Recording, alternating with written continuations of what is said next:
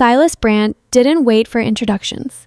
He stepped onto the Frost Creek train platform with his 2 hired men flanking him like walls, scanned the crowd of passengers climbing down from the afternoon train, and when his eyes landed on Martha Hale, on her size, on her patched dress, on the dented iron pot hanging from her left hand, he started laughing. Not a private laugh, a loud, deliberate laugh that turned every head on the platform. Grant Calloway sent for that? He said it to no one and everyone at once, loud enough to carry across the whole platform. Lord help the man, he's hiring by the pound now. The laughter spread like fire in dry grass. Martha stood still. She didn't flinch, didn't look down. She just stood there holding her pot while the crowd laughed around her, and something in her eyes went very quiet. If this story already has you gripped, you're in the right place. Subscribe to this channel right now and hit that notification bell so you never miss a story like this one. And while you're watching, drop a comment and tell me what city or country you're watching from. I want to see exactly how far this story travels. Now, let's go back to Frost Creek, Montana, and find out what one bowl of stew on a cold night can do to a man who thought he knew everything about Worth. The afternoon train from Billings arrived 12 minutes late, which meant the platform was already crowded when it finally pulled in. Half of Frost Creek had come down to the station that Tuesday, not because they cared about the Calloway ranch business, but because word had gotten around that Grant Calloway had done something unusual. Grant Calloway, who owned more land than any man in Cutter County, who had been a widower for 3 years and hadn't shown the slightest interest in replacing anything he'd lost. Grant Calloway had placed a classified advertisement in 4 different territorial newspapers requesting a live-in housekeeper. Not a young woman, not someone decorative, a capable housekeeper. The advertisement said, experienced in large household management and ranch cooking, references preferred. People had opinions about this. They always did in a town the size of Frost Creek. Some thought he was finally getting practical. The Calloway house was a large operation. 2 children, 8 full-time ranch hands, a cook who'd quit in October and hadn't been replaced. Others thought he was lonelier than he let on, and the advertisement was just a respectable way to admit it. A few of the unmarried women in town had spent the past 3 weeks quietly hoping the position might evolve into something else, and they were annoyed to learn Grant had already made a selection without consulting anyone local. Silas Brandt was at the station because he was always at the station when something interesting was happening. He was 54 years old, built like a man who had once worked hard and now paid other people to do it, with pale eyes and a mouth that always seemed to be deciding whether to smile or sneer. Han owned the grain mill, held interest in the Territorial Bank branch, and had been trying to purchase a stretch of Calloway grazing land along Bitter Creek for 18 months. Grant had declined every offer. Silas had not forgotten this. He saw Martha Hale before Grant did. She came off the train third from the end, stepping carefully down the iron steps with a worn wooden trunk in one hand and a dented iron stew pot in the other. She was 36 years old, though she looked like a woman who had lived 45 years' worth of hard days. She was large, not just heavy, but solid, wide through the shoulders, with thick hands that had clearly spent years doing actual work. Her dress was clean, but patched at both elbows and along the hem. Her hair was pinned up in a practical knot that had survived the train journey without becoming something that required fixing. She looked around the platform with the calm, assessing expression of a woman trying to locate a specific face in a crowd. That was when Silas started laughing. It wasn't subtle. He put his hand on the arm of the man next to him, one of his hired hands, a lean fellow named Cord who understood that his job included laughing when the boss found something funny, and he said, loud and clear, "That's the woman Calloway sent for. Look at her." Cord laughed. A few people nearby who had been straining to figure out what the commotion was craned their necks and saw Martha, and the laughter began to ripple outward through the crowd, the way cold water moves when you drop a stone in it. Martha heard it. She was 15 feet from the train steps when the laughter started, and she kept walking at exactly the same pace, neither hurrying nor slowing. She scanned the platform and found Grant Calloway because he was the only man on the platform who wasn't laughing. He was standing about 30 feet away near the station wall, tall and angular in a dark coat, watching her with an expression she couldn't quite read from this distance. She walked toward him. Grant Calloway was 41 years old and carried the particular exhaustion of a man who had been managing something large and complicated for too long without adequate help. He was not unkind by nature. He was practical, sometimes to a fault, and he had learned in the 3 years since his wife Eleanor died that sentimentality was a luxury he couldn't afford when there were cattle to manage and 2 children to raise and a ranch that required constant attention to keep from sliding backward. He had placed the advertisement with specific criteria and had selected Martha Hale from 11 responses because her references were the strongest and her letter had been direct and specific about her experience. No flattery, no exaggeration, just a clear accounting of what she knew how to do. He had not been thinking about what she would look like when she stepped off the train. He was thinking about it now. This wasn't what he'd imagined. He didn't know exactly what he'd imagined, but it wasn't this woman in a patched dress carrying a cooking pot across a crowded platform while half the town laughed at her. Something cold moved through him. Not cruelty exactly, more like alarm. The awareness of what this would look like, what people would say. The Calloway name was one of the few things he had managed to keep intact since Eleanor died, and reputation in a place like Frost Creek was currency you couldn't afford to spend carelessly. Martha reached him. She set her trunk down on the platform boards and looked up at him. He had a few inches on her, with calm brown eyes, and said, "Mr. Calloway, I'm Martha Hale. I believe you were expecting me." Her voice was steady. That surprised him, given the noise still drifting over from Silas Brandt's direction. Grant said nothing for a moment. He was aware of people watching. He was aware of Silas watching specifically, with that particular expression on his face that meant he was filing something away for later use. Grant looked at Martha Hale, at her size, at her dress, at the iron pot that had apparently traveled all the way from wherever she'd come from. And something in him made a calculation that he would spend a long time trying to undo. "Miss Hale," he said. His voice came out carefully controlled. "I appreciate you making the journey, but I think there's been a misunderstanding about what this position requires." Martha didn't move. "What kind of misunderstanding?" "It's a large operation," Grant said. "Physical work, long hours. I need someone who can..." He stopped, tried again. "I'm not sure you're what I was expecting." "You didn't specify what you were expecting," Martha said. "You specified what the work required. I'm qualified for the work."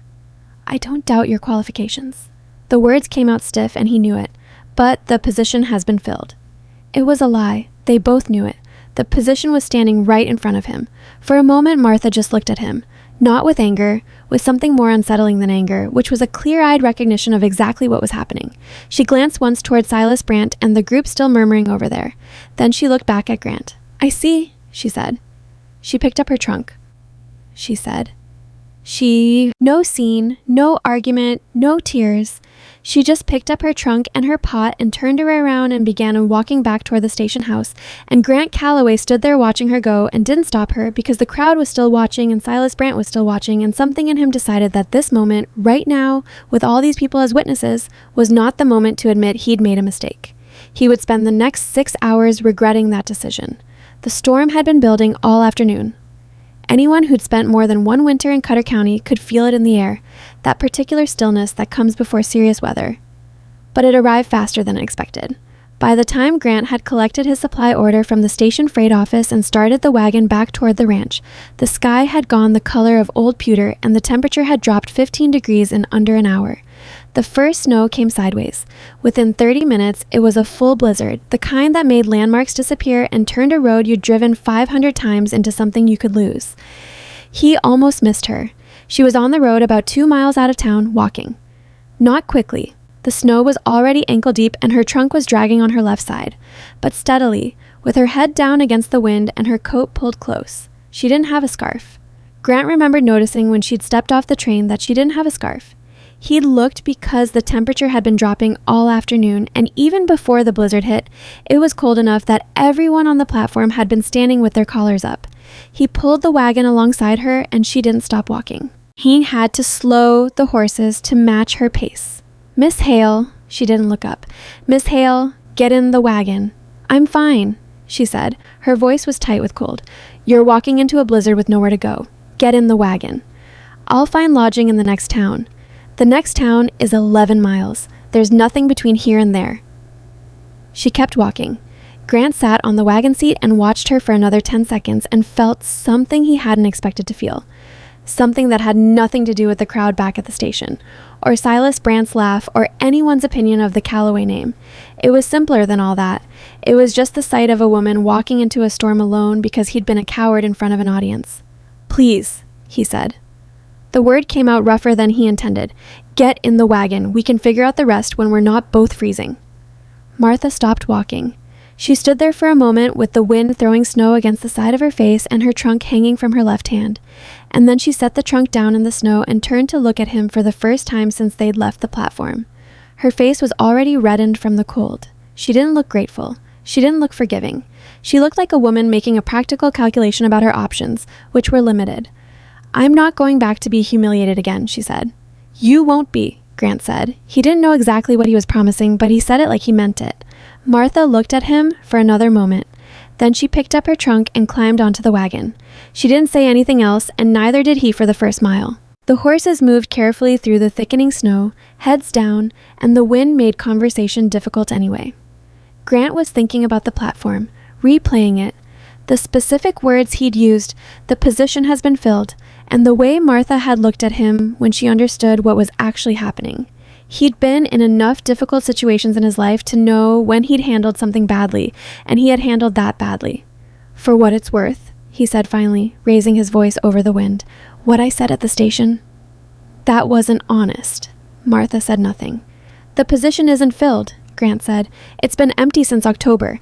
The woman before you quit because she said the children were difficult and the ranch hands were worse. He paused. She wasn't wrong about either. Martha glanced at him. Then why did you send me away? Grant kept his eyes on the horses. Because people were watching. It was a miserable thing to say out loud, and he knew it. But it was the truth, and she'd already seen through the lie, so there wasn't much point in constructing a better one.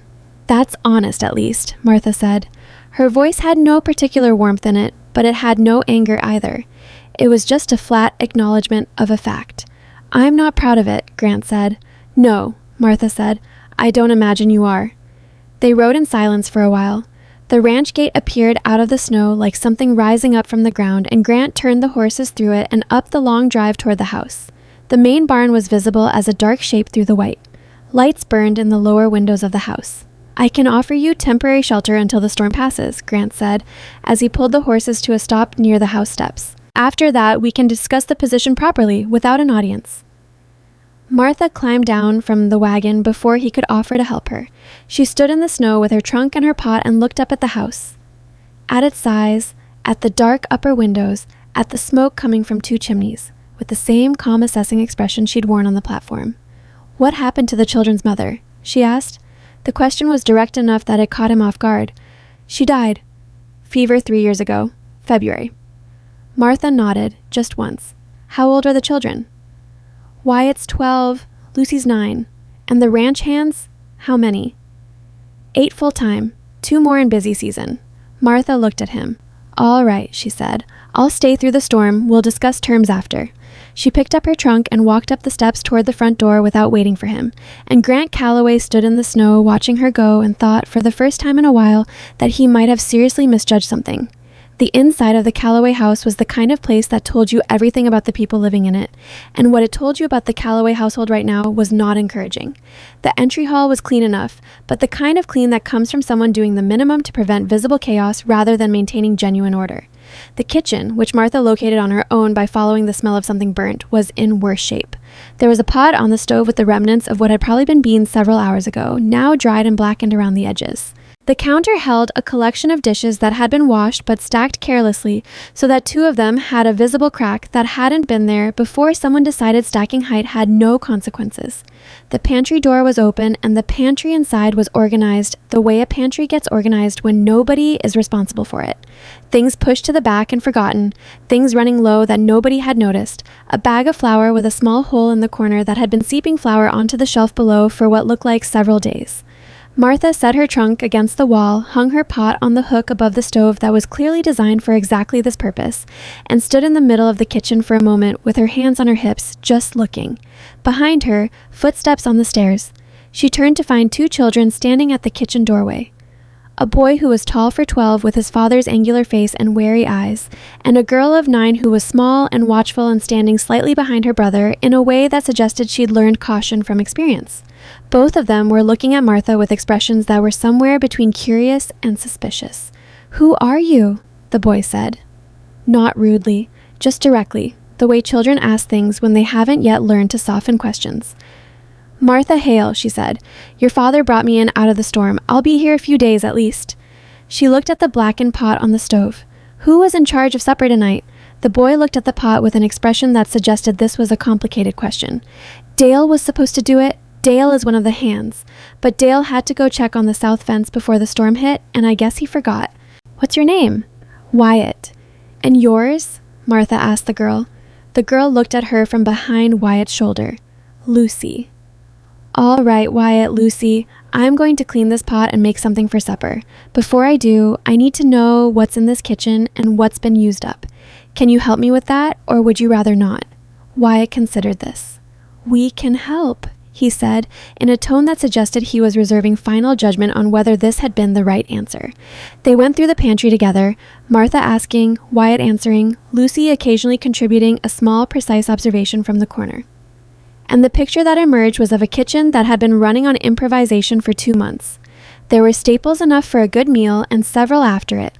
Someone had bought flour and salt and sugar and dried beans in good quantities. There was smoked beef in the cold cellar and a half wheel of hard cheese and a crock of lard. What was missing was anyone who knew how to use all of it together toward a coherent result. Martha started with the stew.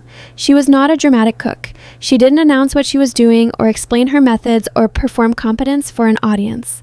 She just worked, moving between the stove and the counter with the efficiency of someone who had cooked in difficult kitchens and under worse conditions than this one, asking Wyatt to fetch water from the pump and asking Lucy whether she knew where the good knives were kept, which turned out to be a drawer she hadn't found yet, which Lucy revealed with a quiet pride that suggested she was the one who'd known where the good knives were when nobody else did. Grant came inside from settling the horses and found his children sitting at the kitchen table, which was unusual.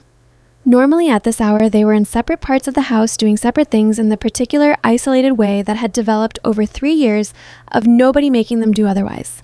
They were sitting at the table watching Martha work with the focused attention children give to things they find genuinely interesting. He stood in the kitchen doorway and said nothing. Martha said, without turning around, "There's hot coffee in the blue pot. Supper will be about 40 minutes.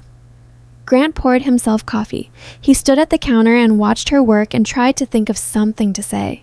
He couldn't come up with anything that didn't sound like either an apology or an excuse, and he wasn't ready for the first, and the second seemed inadequate.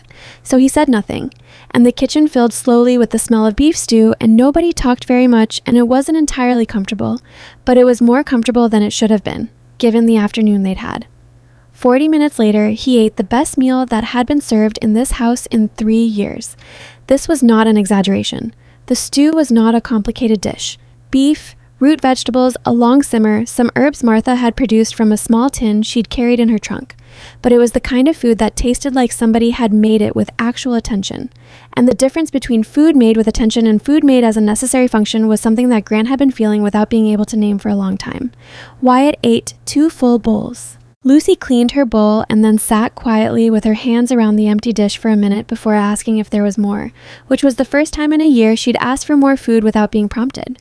The ranch hands came in from the barn in pairs, blizzard stamping snow off their boots, and Martha served them without commentary and without the awkwardness that came when someone new was feeding people who hadn't asked for them. She'd put out the food, she knew how much there was, she served it fairly and didn't make anyone wait long, and the men ate and gradually relaxed, and the kitchen had a sound to it by the end of the meal that Grant hadn't heard in it for a long time, which was just the ordinary sound of people who weren't miserable. After, Grant found Martha in the kitchen washing the last of the dishes. The children had gone up to bed. Most of the hands had retreated to the bunkhouse. "The children's rooms," Grant said. "Are they decent? I can have someone move a cot into the spare." "I'll take the spare room," Martha said, not turning from the dishes. "I already had a look. It'll do." "I can find something better." "The spare room is fine," she said. "I've slept in worse." Grant stood in the doorway with his coffee cup. The blizzard outside had gotten louder. He could hear it pressing against the kitchen window, which rattled slightly in the wind. Somewhere on the far side of the house, a shutter had come loose and was banging intermittently. "Miss Hale," he said. She turned and looked at him, just waited. "What happened this afternoon at the station?" "You don't need to explain it again," she said. "You already did, in the wagon. I want to apologize for it properly." "Then do it properly," she said, and turned back to the dishes. Grant stood there for another moment. He was not a man who apologized easily, which was not something he was proud of, and the fact that she'd made it straightforward and unhelpful, do it properly, was somehow harder than if she'd made it easy. "I was wrong to say what I said on that platform," he said. "You didn't deserve that. I did it because other people were watching and I made a cowardly decision and I'm sorry for it." Martha turned off the stove and dried her hands on the towel by the basin. She turned to look at him. "All right," she said. "All right? I heard you. I accept it. That doesn't mean we're square," she said plainly, "but it's a start." She folded the towel and hung it on the rack. "I'll discuss the position with you properly in the morning when we're both not exhausted and frozen. Tonight I'd like to sleep." Grant nodded. "Of course." She took the lamp from the table and walked toward the hallway, and then she stopped and said, without turning around, "Your son ate 2 bowls. Your daughter asked for more on her own. When's the last time that happened?"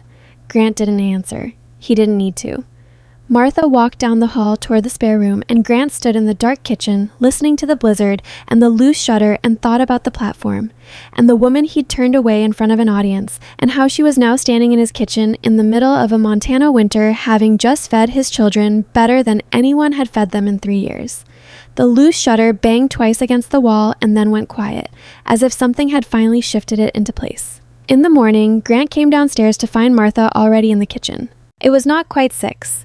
The fire was built up, the coffee was on, and she had apparently done an inventory of the cold cellar at some point before dawn, because there were items on the counter that he hadn't seen in that cold cellar in months, things he'd thought were used up that had apparently just been pushed to the back behind other things. On the table was a list written in a clear, practical hand of what the kitchen had, what it needed, and what could reasonably be managed from existing supplies for the next 10 days if the storm continued as long as the sky suggested it might. He stood in the doorway looking at the list for a long moment. "You were up early," he said. "I'm always up early," Martha said from the stove, where she was doing something with the cast iron pan that involved a confidence he recognized as someone who had used that specific kind of pan for a long time and knew exactly what it wanted. "The blizzard's worse. The hands won't be able to reach the south pasture today without a rope line." Grant walked to the window and looked out. She was right. He could barely make out the barn. "The cattle in the south field," he said, "they need to be moved closer to the main barn. I don't know this land, but I'd say that needs to happen today, not tomorrow." She set the pan aside and turned to look at him. "I'm not trying to tell you your business. I'm saying what I see." "No," Grant said slowly. "You're right." He was quiet for a moment, looking at the list she'd made. The handwriting was clear and organized in a way that suggested someone who thought systematically, not just reactively. "What are the terms you want?" he said. "For the position." "Do you, Martha wiped her hands on her apron. She'd found an apron somewhere, which meant she'd found where the household linens were kept, which meant she'd been through the linen closet as well as the cold cellar, and looked at him steadily. "Fair wage, same as you advertised. My own room, Sunday afternoons off. I don't take orders from the ranch hands. I work alongside them when the work requires it, but I answer to you, not to them. And," she paused just slightly, "I need your word that what happened on that platform won't happen in your house. I'm not asking you to like me or think I'm something special. I'm asking you to treat me decently in front of your children and your men, because if you don't, this won't work and we'll both know it." Grant looked at her. It was a reasonable set of conditions, more than reasonable. It was the kind of list made by someone who'd been in situations before where the conditions weren't fair and had learned to establish them clearly rather than hope for the best. "Those terms are acceptable," he said. "Then we have an agreement," Martha said, and she turned back to the stove. The storm held for 3 more days. Grant rode out twice in that time, both times on the rope line that the hands had strung between the house and the main barn and then extended out toward the south pasture. He moved the cattle. He reinforced the barn.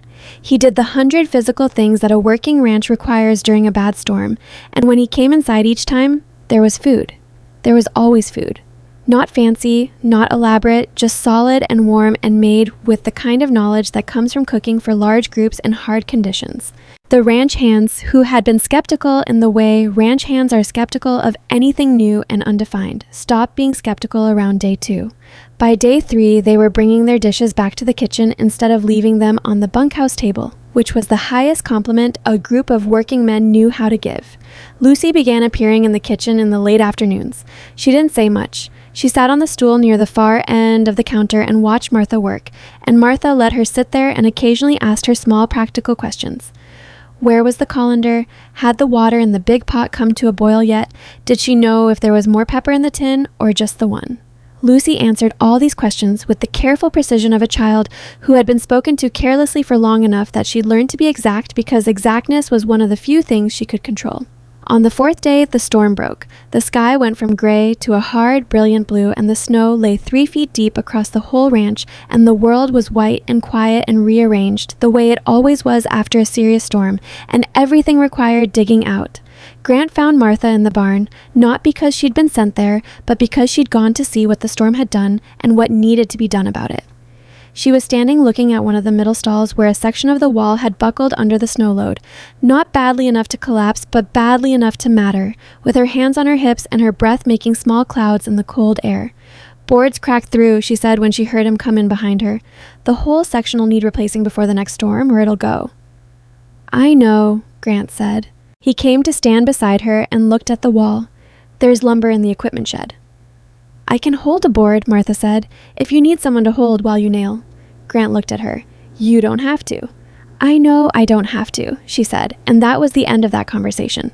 They spent 2 hours in the cold barn with a saw and a hammer and a stack of rough lumber, and she held boards and handed tools and didn't complain about the cold or her hands, which he could see were red and chapping, and didn't make conversation except when conversation was necessary, which was how he preferred to work. When they were done, the stall wall was solid again, and Grant's shoulder ached from swinging the hammer, and Martha was looking at the repaired section with the expression of someone who had decided it would hold.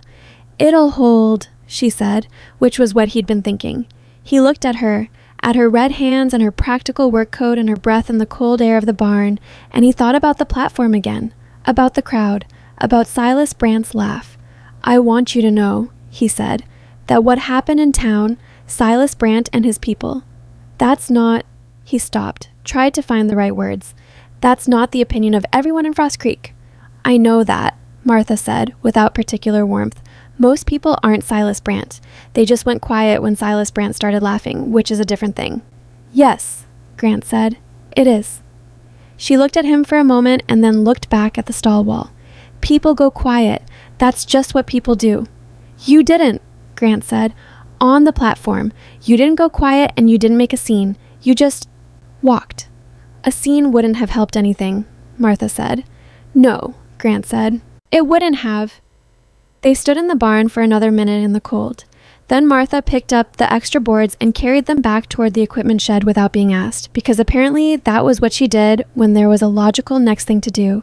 And Grant stood in his barn in the brilliant cold aftermath of the blizzard and thought that he had no idea yet what this woman was. But he was beginning to understand that whatever she was, it was considerably more than what anyone on that platform had bothered to see. Back inside, Lucy was at the kitchen table with her slate, doing sums. Wyatt came in from feeding the horses smelling of hay and cold air and asked without preamble whether there was anything to eat, which was the most direct request he'd made for food in Grant's memory without being told to ask first. "There's cornbread in the cloth," Martha said from the sink, "and don't leave your coat on the chair." Wyatt didn't argue about the coat, which was the second unusual thing, and he found the cornbread and ate 2 pieces standing at the counter and asked if he could have a third. And Martha said yes, without making it into anything more than it was. And Wyatt ate the 3rd piece and went off toward the barn to see about the horses, and Grant sat down at the kitchen table across from Lucy and watched his daughter doing sums with a small, focused frown on her face, and thought that the house felt different than it had 4 days ago. It felt like something was running through it again. Not all the way through, not fixed, not solved, not the way it had been when Eleanor was alive, because nothing would ever be the way it had been when Eleanor was alive, and he'd made his peace with that. Or something in the neighborhood of peace. But something was moving where before it had been still. Something was warm where before it had been cold in a way that went beyond the temperature of rooms.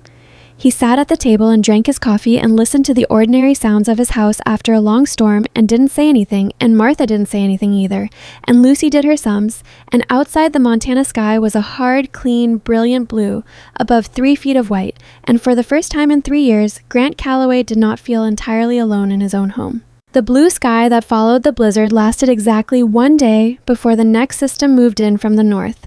Not another full storm, but a steady, pressing cold that kept the temperature below zero for the better part of a week and turned everything that had thawed slightly during that one bright day back into ice. The ranch hands called it a killing cold, the kind that got into the joints and stayed there, and they were not wrong. 3 of the cattle that had been moved to the south pasture before the first blizzard had not survived the storm, which was a loss Grant had expected but still had to account for, and the fencing along the east line had taken damage that needed assessment as soon as the weather allowed anyone to get out there and look at it. Martha learned the shape of the ranch the way she learned most things, by paying attention while everyone else was busy talking or complaining or standing around deciding what to do next. She asked questions when questions were necessary and otherwise kept her observations to herself until she had enough of them to form a complete picture. By the end of the first week, she knew which hands were reliable and which ones needed watching, which parts of the supply system were genuinely depleted and which ones just looked depleted because things had been put away badly, and which problems were new and which ones were old problems that nobody had addressed because nobody had been responsible enough to make them their problem. The kitchen was her domain in the most practical sense, but she didn't treat it as a boundary. When the cold cellar needed reorganizing, and it did, badly, with summer preserves mixed in with winter staples in a way that made both harder to find, she reorganized it. When she noticed that the wood stacked on the porch was getting low enough that it needed attention before the next hard night, she told Grant directly and without apology, the way she said most things, and Grant sent 2 men to split and stack more wood that afternoon. When she found the household accounts ledger in the desk drawer in the study, she didn't touch it. That wasn't hers to touch, but she left a note on top of it that said, simply, "The flour account at Denton's is off by $8. Someone has been ordering short weight." Grant checked. She was right. It was Cord who mentioned it first to the other hands in the bunkhouse one evening about 10 days into Martha's time at the ranch. Cord was Silas Brandt's man at the train station, the one who'd laughed on command, though he wasn't Silas Brandt's man in any other context. He worked for Grant, had worked for Grant for 2 years, and had the particular guilt of someone who'd done something he wasn't proud of and couldn't quite figure out how to address it. "She knows what she's doing," Cord said, not as an opening to a conversation, but as the conclusion of one that had been going on in his head for 10 days. "Whatever else you want to say about her, she knows what she's doing." The other men in the bunkhouse, Dale, who was the one who'd forgotten supper the night Martha arrived, Pete, who was the oldest hand and had been at the Calloway Ranch longer than anyone, and 2 younger men named Roy and Fletcher who'd been hired in the fall and were still figuring out how everything worked, none of them disagreed with this. Dale in particular had reason not to, because Martha had reorganized the supply schedule for the kitchen in a way that meant Dale no longer had to improvise every meal from whatever he could find, which had been the situation before. Martha hadn't made Dale's cooking any better. Dale's cooking was what it was, which was functional, but without much ambition. But she'd made the supplies available in a reliable way, and the difference between cooking with reliable supplies and cooking with whatever you could find was the difference between adequacy and chaos. "Brandt's going to have something to say about it," Pete said. He was 61, had spent 40 of those years working ranches across the territory, and had seen enough feuds between landowners to know how they started and how long they lasted. He made that show at the station. Now she's settled in, and he's not going to like it. "Brandt doesn't run this ranch," Cord said. "He doesn't run it," Pete said, "but he can make trouble for it. He's been trying to make trouble for it for a year and a half." This was true, and everyone in the bunkhouse knew it. The Bitter Creek grazing rights had been in dispute since before Eleanor Calloway died.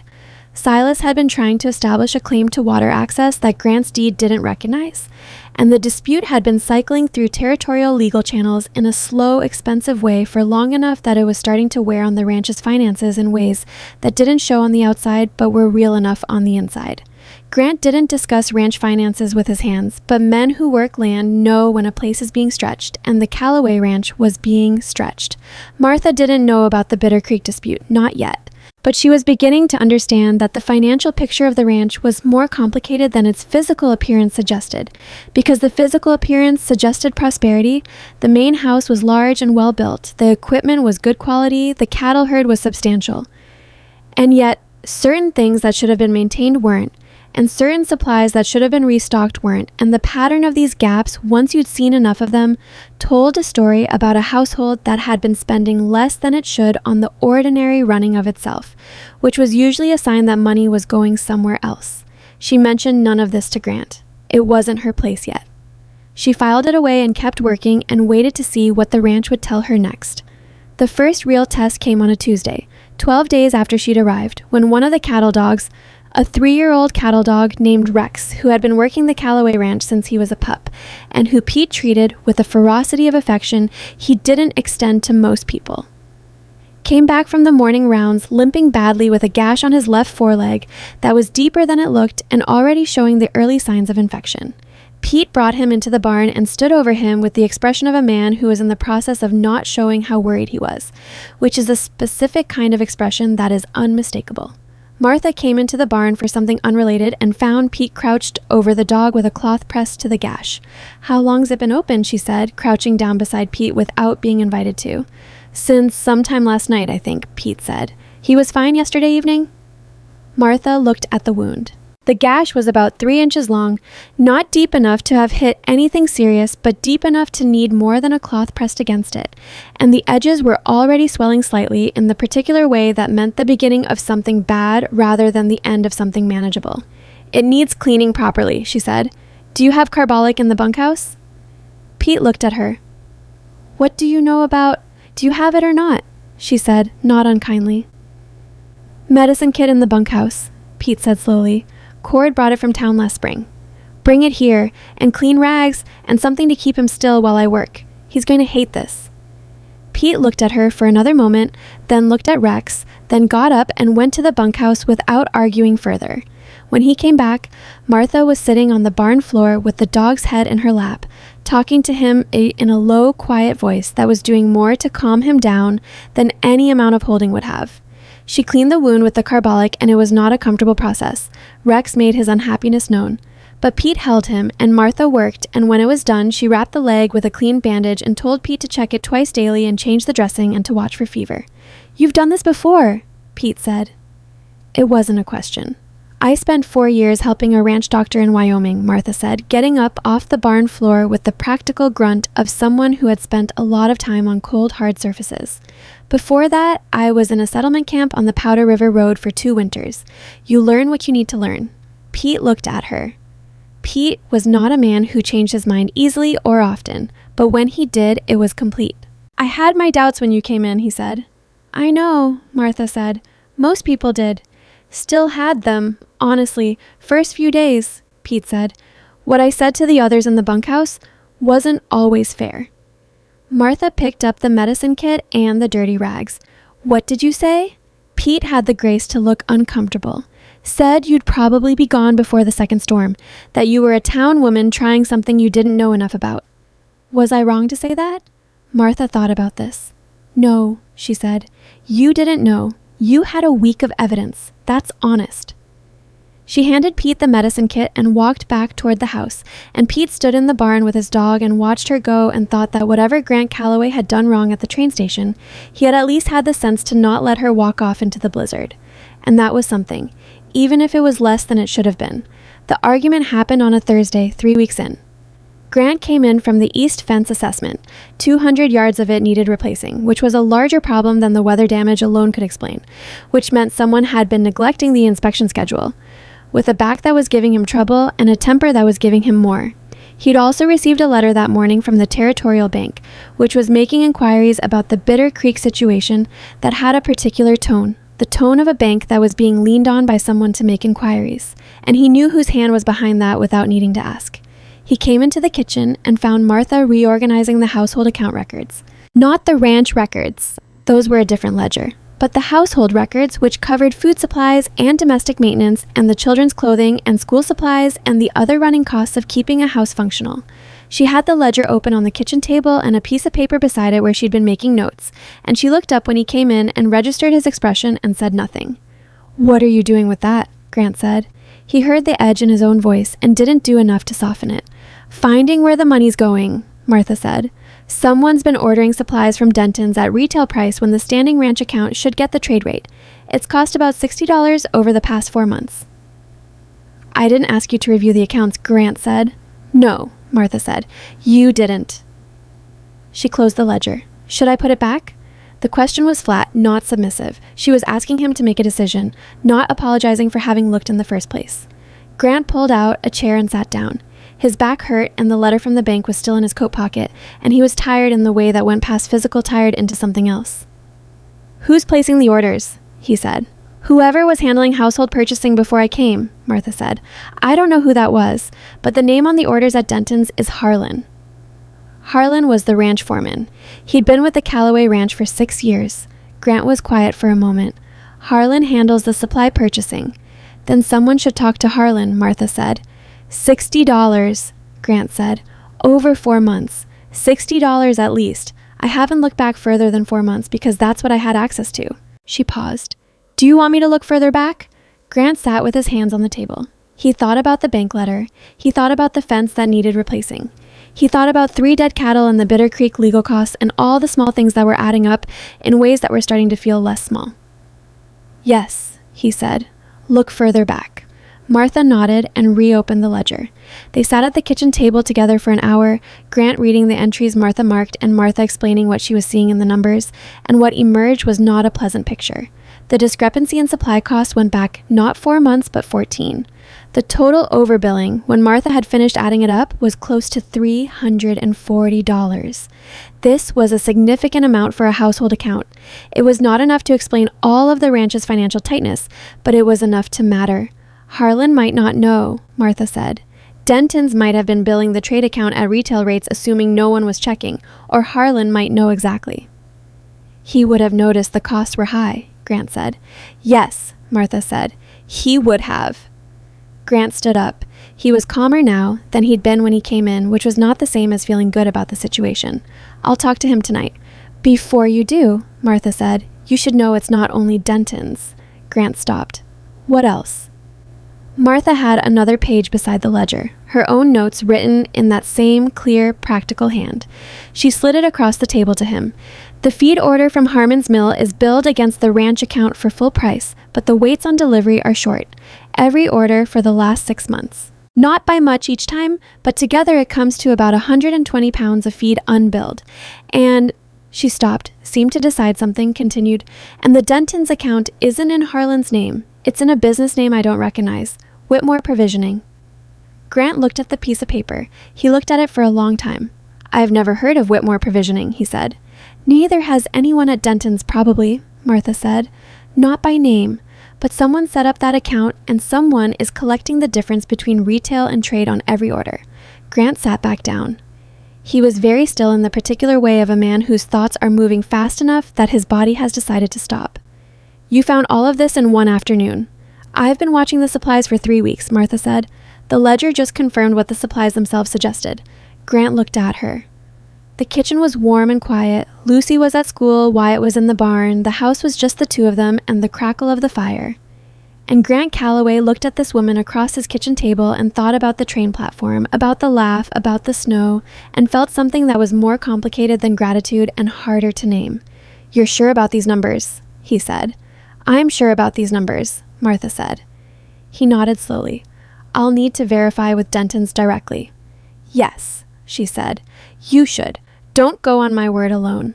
I trust your word, Grant said, and it came out more directly than he'd intended, and he didn't take it back.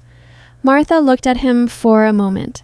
Then she said, I'll make supper, and got up and put the ledger back where she'd found it, and the conversation was over in the way that Martha's conversations tended to be over, completely, without lingering on the moment longer than it deserved. Grant talked to Harlan that evening out by the east barn, away from the other hands.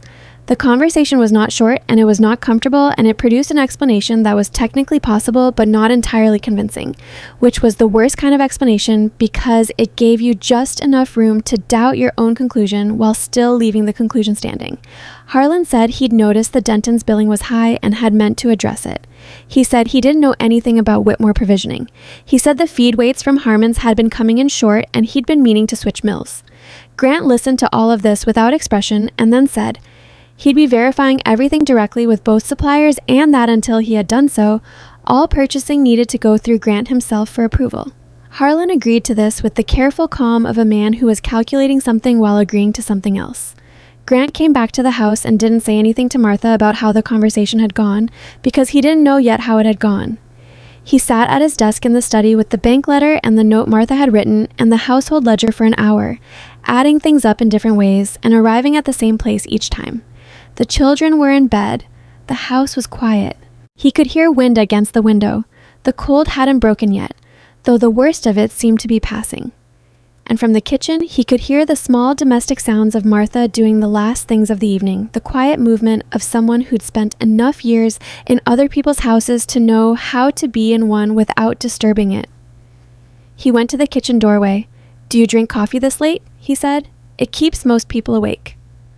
Martha was at the sink. "I sleep fine regardless," she said. "I'll make a pot," Grant said. She turned and looked at him. "You don't have to do that on my account." "I know," he said. "I want coffee." He made a pot of coffee, which was something he hadn't done himself in this kitchen in longer than he could clearly remember, and he sat at the kitchen table, and Martha sat across from him with her own cup, and they were quiet for a while. "Have you always been this observant?" Grant said eventually. Martha wrapped both hands around her cup. "I've always had to be," she said. "What does that mean?" She considered the question. "When you're the size I am, people make up their minds about you before you open your mouth. You learn to see what's actually happening because you know what they're seeing isn't accurate. It makes you pay closer attention." Grant was quiet. "That's not right," he said. "No," Martha said. "It's not." "What I did at the station. We don't need to revisit that," she said. "I'm not revisiting it," Grant said. "I'm saying I understand better now what I actually did. Not just that I was cowardly in front of a crowd, but what I assumed before you'd said a word." Martha looked at him across the kitchen table. She looked at him carefully, the way she looked at most things, with attention, without hurry. "Do you want to know the worst part?" she said. "Yes," Grant said. "It wasn't new," she said simply. "That's the part that doesn't get easier. It wasn't a surprise. I knew what was probably going to happen when I got off that train, because it happens every time. Every new town, every new position. The only thing that varies is who laughs the loudest and how long it takes the decent people to stop going along with it."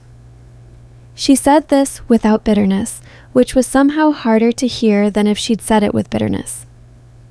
"I walked into that storm knowing I'd have to find something in the next town and the next town after that if that one didn't work, because that's how it goes." Grant said nothing. There was nothing useful to say. "You didn't have to stop that wagon," Martha said. "You did."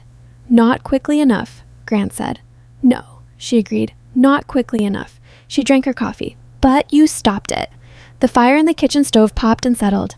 Outside, the wind was calming. The cold was there, but it wasn't pressing the same way it had been, and somewhere on the other side of the winter was the suggestion of something else, though it was too early to call it spring. "Harlan," Grant said. He denied knowing about the billing account.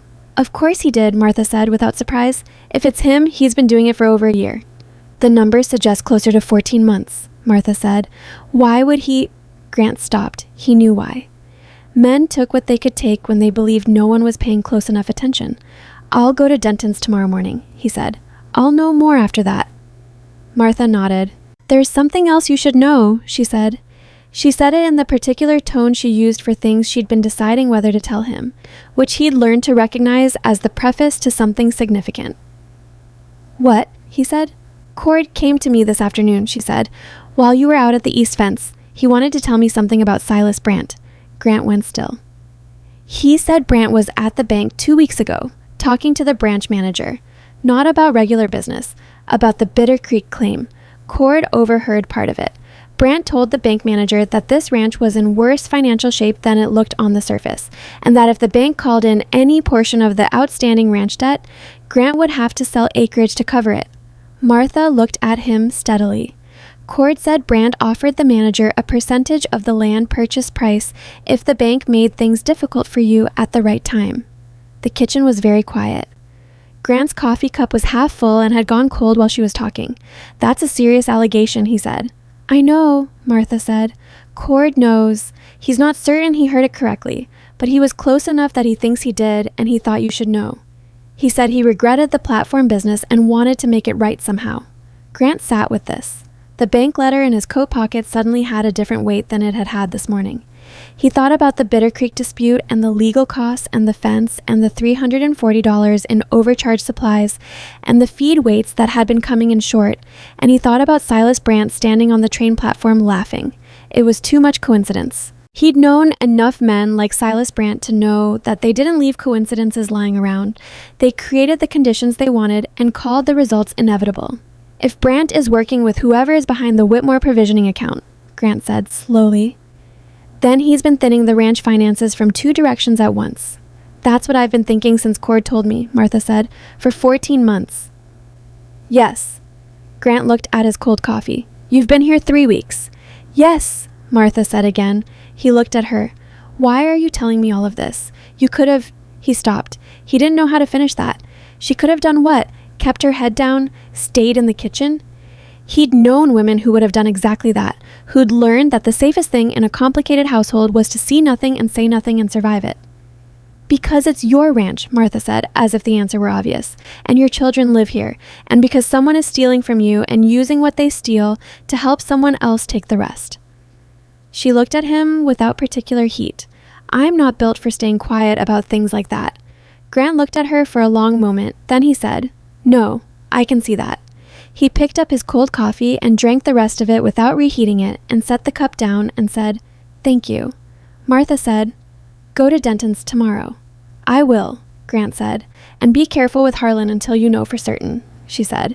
If he's working with Brant, you don't want him knowing you suspect it before you can prove it. I've handled dishonest men before, Grant said. I know, Martha said. I'm saying it anyway.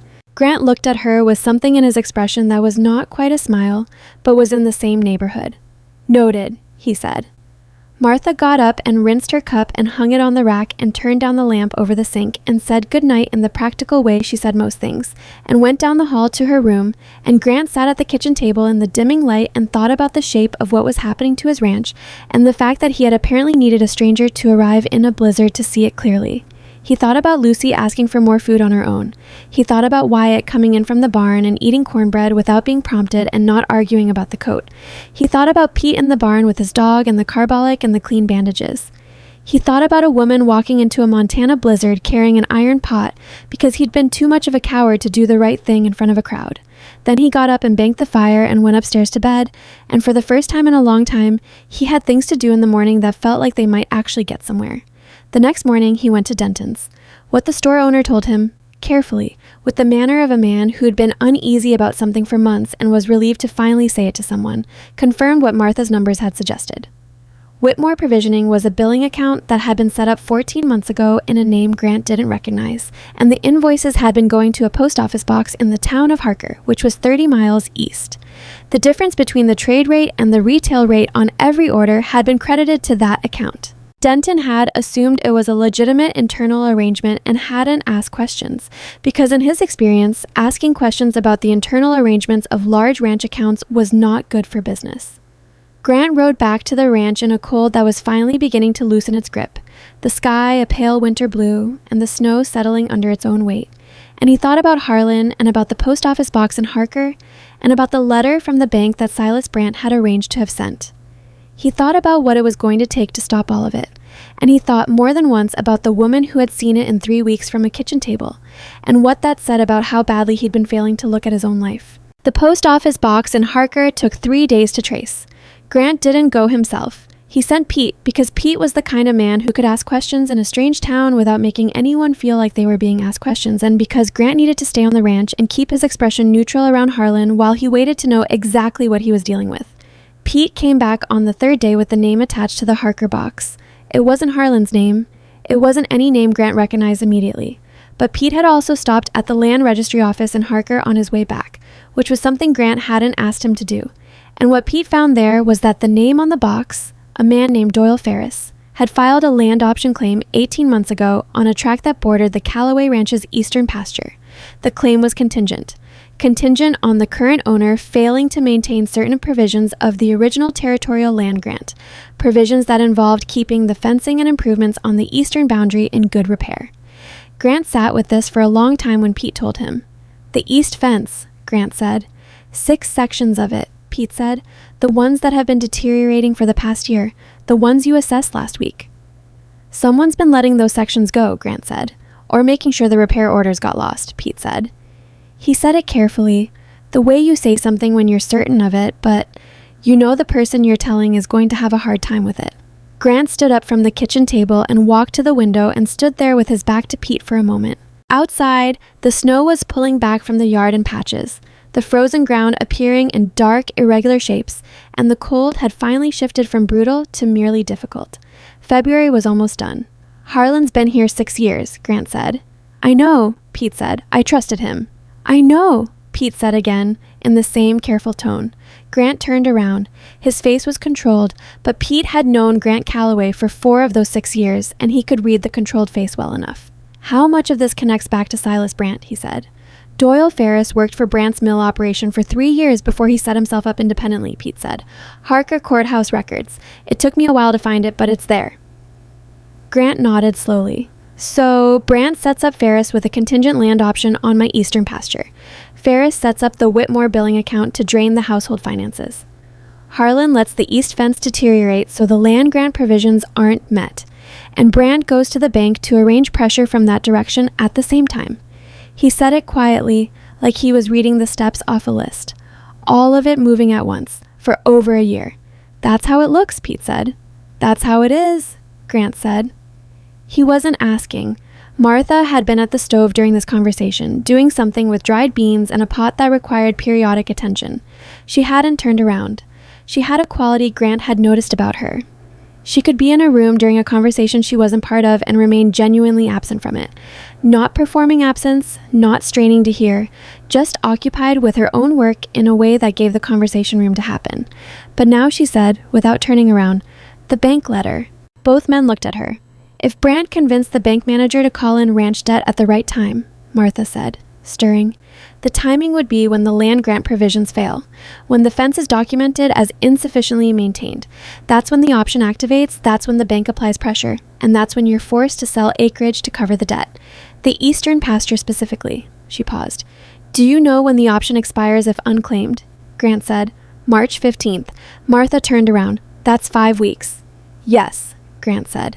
"Then someone needs to start on that east fence this week," she said, and turned back to the stove. Pete looked at Grant. Grant looked at Pete. This was not a complicated exchange. It was the look of 2 men who have both just been told something obvious that neither of them had quite gotten to yet. "She's right," Pete said. "I know she's right," Grant said. He dealt with Harlan that afternoon. He didn't confront him about Whitmore provisioning or Doyle Ferris or any of it directly, because Martha had been right about that too. Confronting Harlan before he could prove it would only push whatever Harlan knew underground and make it harder to establish. Instead, he told Harlan that the east fence repair was now the ranch's first priority, and that Grant would be personally overseeing the work starting tomorrow, which meant Harlan would be needed elsewhere on the property. It was a reassignment, not an accusation, and Harlan accepted it with the careful calm of a man who was doing math in his head. That night, Harlan rode out, not quietly. He saddled his horse after supper and told Dale he had personal business in town, which everyone in the bunkhouse heard, and he rode off in the direction of Frost Creek. Grant heard about it from Dale an hour later. "Let him go," Grant said. Dale looked uncertain. "Should I send someone?" "Let him go," Grant said again. "I know where he's going." He was going to Brandt. Grant knew it the way you know the shape of a move in a game you've been watching long enough to see the pattern. Harlan would tell Brandt that Grant was fixing the east fence. Brandt would understand what that meant for the land option. And then Brandt would have to decide what to do next, which would tell Grant something about how far Brandt was willing to go. Grant went to the study and wrote 2 letters that evening. One to the Territorial Land Office requesting a formal inspection of the east fence line with documentation of current conditions to be completed before March 15th.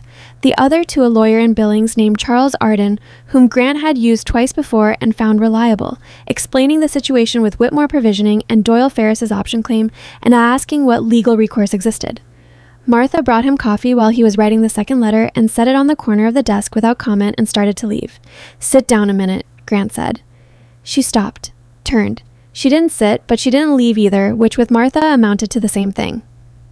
"I've been thinking about what you did," Grant said, "finding the accounts, putting it together before anyone else did."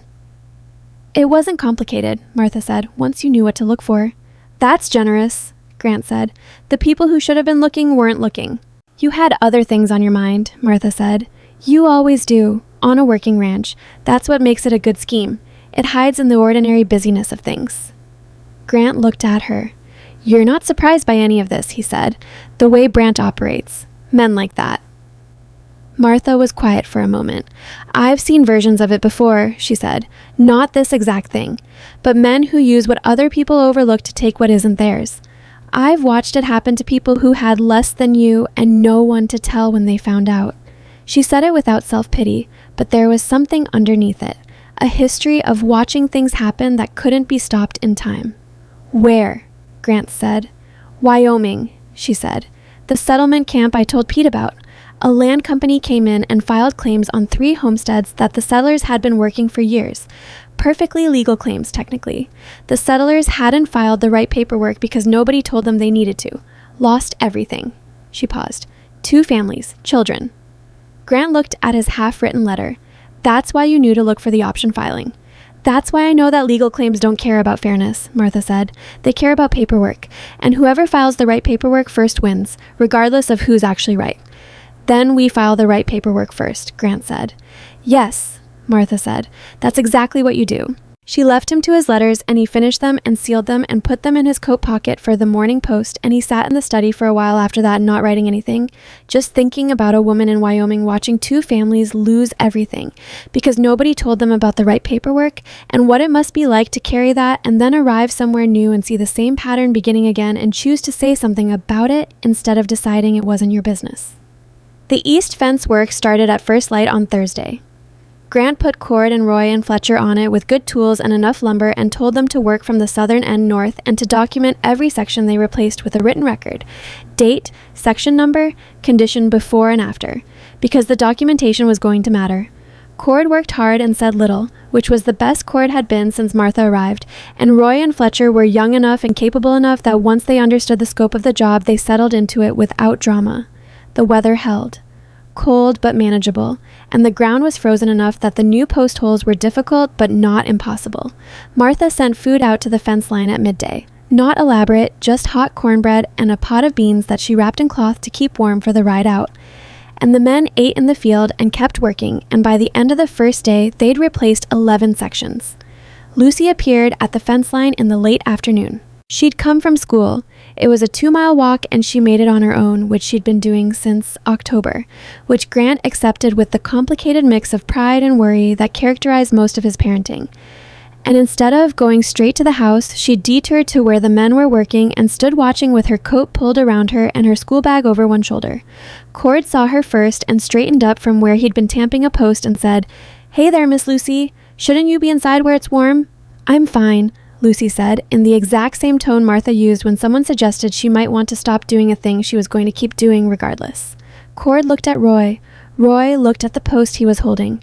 Lucy watched the work for another few minutes and then said, without particular preamble, "My father's fixing it because someone was letting it break on purpose." All 3 men went very still. "I heard him talking to Pete," Lucy said. "I wasn't supposed to hear it, but I did," Cord said carefully. "Miss Lucy, I'm not going to say anything to anybody," Lucy said. "I just wanted you to know that I know why it matters." She looked at the new section of fence, straight and solid in the frozen ground. "It matters because if the fence is bad, someone can say we don't deserve to keep the land." She paused. "Martha explained it to me." Cord looked at the fence section and then at Lucy and said nothing, because there was nothing useful to add. Lucy walked back toward the house. Cord watched her go, and Roy watched Cord, and Fletcher drove a staple into a post with 3 precise blows, and nobody said anything for a while, and they kept working until the light was gone. Grant found out about this conversation from Cord that evening, and he went upstairs and knocked on Lucy's door and sat on the edge of her bed the way he used to when she was younger, before Eleanor died, before the particular distance had grown between them that grief and busyness and time had created. "You talked to Martha about the land?" he said. Lucy was sitting up in bed with a book she'd stopped pretending to read. "She talked to me," she said. "I asked her why the men were fixing the fence in winter, and she explained it." "How much did she explain?" "Enough," Lucy said. "She said someone had been trying to take the ranch piece by piece for a long time and you'd figured it out and now you were fixing it." She looked at him. "Is that right?" "That's about right," Grant said. "Are you going to stop them?" "Yes," he said. He said it with more certainty than he entirely felt, which he suspected Lucy could detect, but he said it anyway because some things needed to be said with certainty regardless. Lucy was quiet for a moment. Then she said, "Martha said sometimes fixing one thing means more things come loose before they can be fixed too, like pulling a nail out of rotten wood." Grant looked at his daughter, her small, serious face, her mother's eyes, the watchful quality she'd had since she was 5 years old and that Eleanor used to say meant she was going to be formidable when she grew up. "Did she say what you do when that happens?" he said. She said you keep working, Lucy said. She said the wood doesn't get less rotten because you stop pulling nails. Grant sat with that for a moment. She's right, he said. Lucy looked back at her book. Then, not looking up, she said, I like her. I know, Grant said. She doesn't talk down to me, Lucy said. She talks to me like I can understand things. Can you? Grant said. Lucy looked up at him with the expression of a 9-year-old who has been underestimated enough times that the question itself is almost funny. Yes, she said. Grant put his hand on her shoulder briefly. He was not a physically demonstrative man, and Lucy had not expected it, and neither of them made it into something. But it was there. And then he stood up and said goodnight and went back downstairs, and Lucy turned out her lamp and lay in the dark thinking about rotten wood and pulled nails, and the house settled around her in the quiet way of a house where something is slowly, imperfectly, incompletely beginning to be right again. The second storm came on a Saturday. Not a blizzard the way the first one had been, no single devastating wall of weather, but a sustained 3-day assault of heavy snow and driving wind that was in some ways harder to manage because it didn't have the drama of a clear emergency, just a relentless accumulation of difficulty that wore on everything and everyone. The cattle needed constant monitoring. The water troughs iced over twice a day and needed breaking. The horses had to be rotated through the barn in shifts because there wasn't room to bring all of them inside at once, which meant someone was always outside managing the rotation regardless of the temperature. Dale came down with something on the second day of the storm. Not a serious illness, a chest cold, the kind that starts as a scratchy throat and becomes, in a man who insists on working through it in sub-freezing temperatures, a deep rattling cough that sounds worse than it is, but that made Dale genuinely miserable and took him off useful duty for the duration. He retreated to the bunkhouse and complained loudly and periodically to anyone who came within earshot, which was the extent of his illness management strategy. Martha went to the bunkhouse on the second afternoon with a tin of something she'd made from dried herbs in her small tin, and a jar of honey she'd found in the back of the pantry, and a cloth she'd soaked in hot water and wrung out. She was not gentle about it exactly, but she was efficient, and Dale, who had been prepared to be difficult about accepting help he hadn't asked for, found that arguing with Martha Hale about basic practical care was like arguing with weather. She just kept coming, and eventually you adapted. This tastes terrible, Dale said. About the herb preparation? Yes, Martha said. What's in it? Don't worry about it, she said. Is it going to help? It already is, she said, and moved to adjust the cloth she'd put on his chest, and Dale submitted to this with the limited grace of a man who was too miserable to maintain his objections. Pete was watching from the bunkhouse doorway, arms folded, with the particular expression of someone cataloging something for future reference. She did this for Rex, he said to Cord quietly, nodding toward Martha. Same thing. Carbolic on the wound, watched it twice a day. Dog's walking fine now. She's better at this than Doc Harmon, Cord said. Don't let Doc Harmon hear you say that, Pete said. Doc Harmon's 30 miles away in this storm, Cord said. She's right here. Martha came out of the bunkhouse with the empty tin and the used cloth and stopped in the doorway when she saw Pete and Cord standing there. She looked at them for a moment. He'll be functional in 2 days if he keeps warm and drinks the rest of that, she said. Don't let him go outside to prove anything tonight. We'll sit on him if we have to, Pete said. Good, Martha said, and walked back through the snow toward the house. Cord watched her go. Brant called her something at the station, he said. I was standing right there. I laughed. He said it in the flat way of someone who has been carrying something uncomfortable and is acknowledging it because the alternative is carrying it longer. I'd like to not have done that. Pete looked at him. Have you told her that? Not straight out, Cord said. Then tell her straight out, Pete said. She's the kind of person who'd rather have it said plain. Cord said nothing for a moment. Think she'd accept it? Pete thought about the dog and the carbolic and Lucy at the fence line saying, I know why it matters. I think she's better at accepting things honestly offered than most people are, he said. The storm's third day brought the worst of it. Wind that came down off the higher ground with a force that reduced visibility to almost nothing and pushed the temperature to the lowest point of the winter so far. Grant had been out twice already, both times on the rope line that now ran from the house to the main barn and from the barn to the south pasture gate, and both times he'd come back inside looking like a man who'd been in a fight with the weather and hadn't entirely won. He came in from the second trip at midday and stood in the kitchen doorway stamping snow off his boots, and Martha looked at his hands, specifically at the right hand, where the cold had gotten into the knuckles in a way that made them stiff and white in an alarming manner, and said, "Sit down." "I'm fine," he said. "Sit down," she said again, and he sat down because there was a quality in her voice when she said things like that. Not commanding exactly, more like certain, the way someone speaks when they know they're right and they're not interested in performing authority because they don't need to.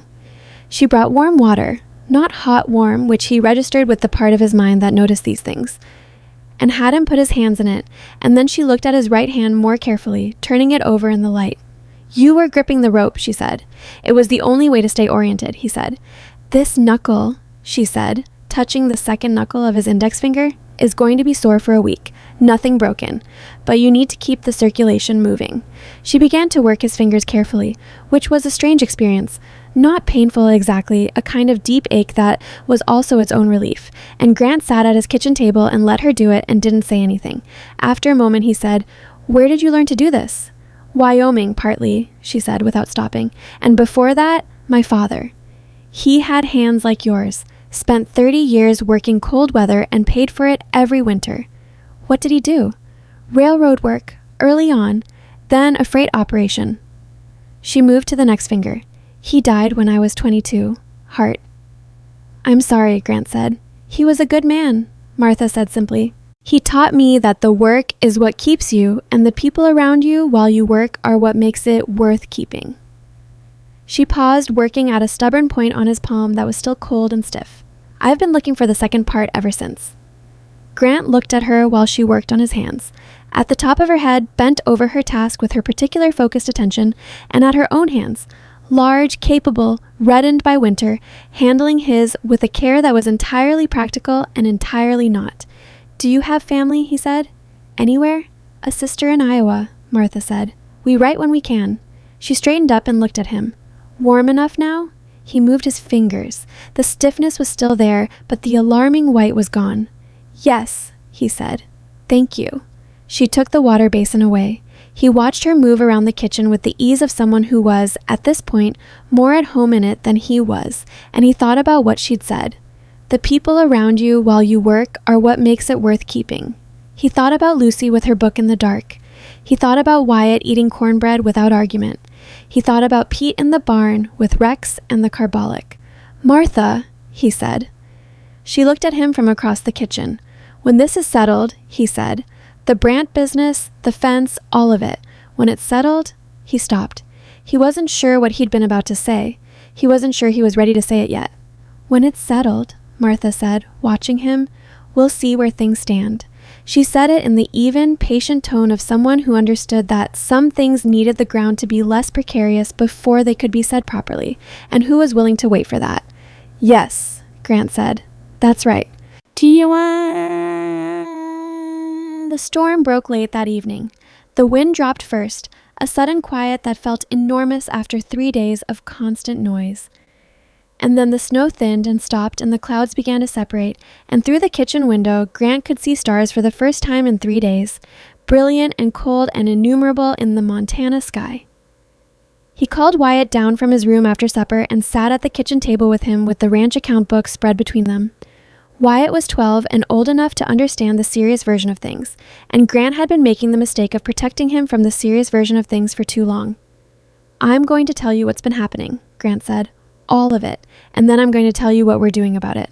Wyatt looked at the account books, then at his father. "Is the ranch in trouble?" he said. "It's been in trouble," Grant said. "Someone's been creating the trouble deliberately. We're fixing it." He paused. "But I want you to know about it because this ranch is yours as much as mine. It'll be more yours than mine someday." Wyatt took this seriously, which was the right response. He listened while Grant explained. The Whitmore account, the fence, the land option, Brant and Ferris. And he asked 2 questions, both of which were the right questions. How much of the fence was done, and how long before the legal claim could be formally challenged. "The fence will be finished by next week if the weather holds," Grant said. "The legal piece is going to take longer. Months, maybe." "But you've got Martha," Wyatt said. He said it like it was a relevant factor, which it was. "Yes," Grant said. "We've got Martha." Wyatt nodded. He looked at the account books and then back at his father. "Pete says she's the best thing that's happened to this ranch since Mom," he said. He said it straight, the way 12-year-olds say things they've overheard adults say, without quite understanding the full weight of them, but knowing they matter. Grant was quiet for a moment. "Pete's not wrong," he said. Wyatt seemed satisfied with this. He went to bed, and Grant sat alone at the table with the account books and the 2 letters he was sending to Billings in the morning and the list of fence sections completed and remaining, and outside, the stars were brilliant and cold and the storm was gone and the ground was buried under 3 fresh feet of white silence. From down the hall came the sound of Martha moving in the kitchen. She'd gone back in after supper to check something on the stove, or start something for morning, or do whatever the last practical task of the day was, because there was always a last practical task, and Martha was always the one who identified it and did it. The quiet sounds of someone who knew what needed doing and did it without being asked.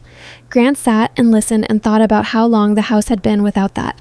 Then he picked up his pen and finished the letter to Charles Arden in Billings, making sure to include every detail Martha had found and every date Pete had documented and every section of fence completed, because she was right about the paperwork and always had been.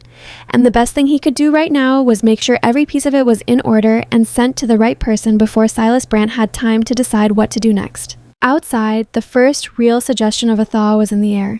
Not warm exactly, but something had shifted in the quality of the cold, the way it sometimes did at the tail end of February in Montana, when winter was still fully present but had shown just briefly, just barely, that it was not permanent. Charles Arden arrived from Billings on a Wednesday, 12 days after Grant had sent the letter.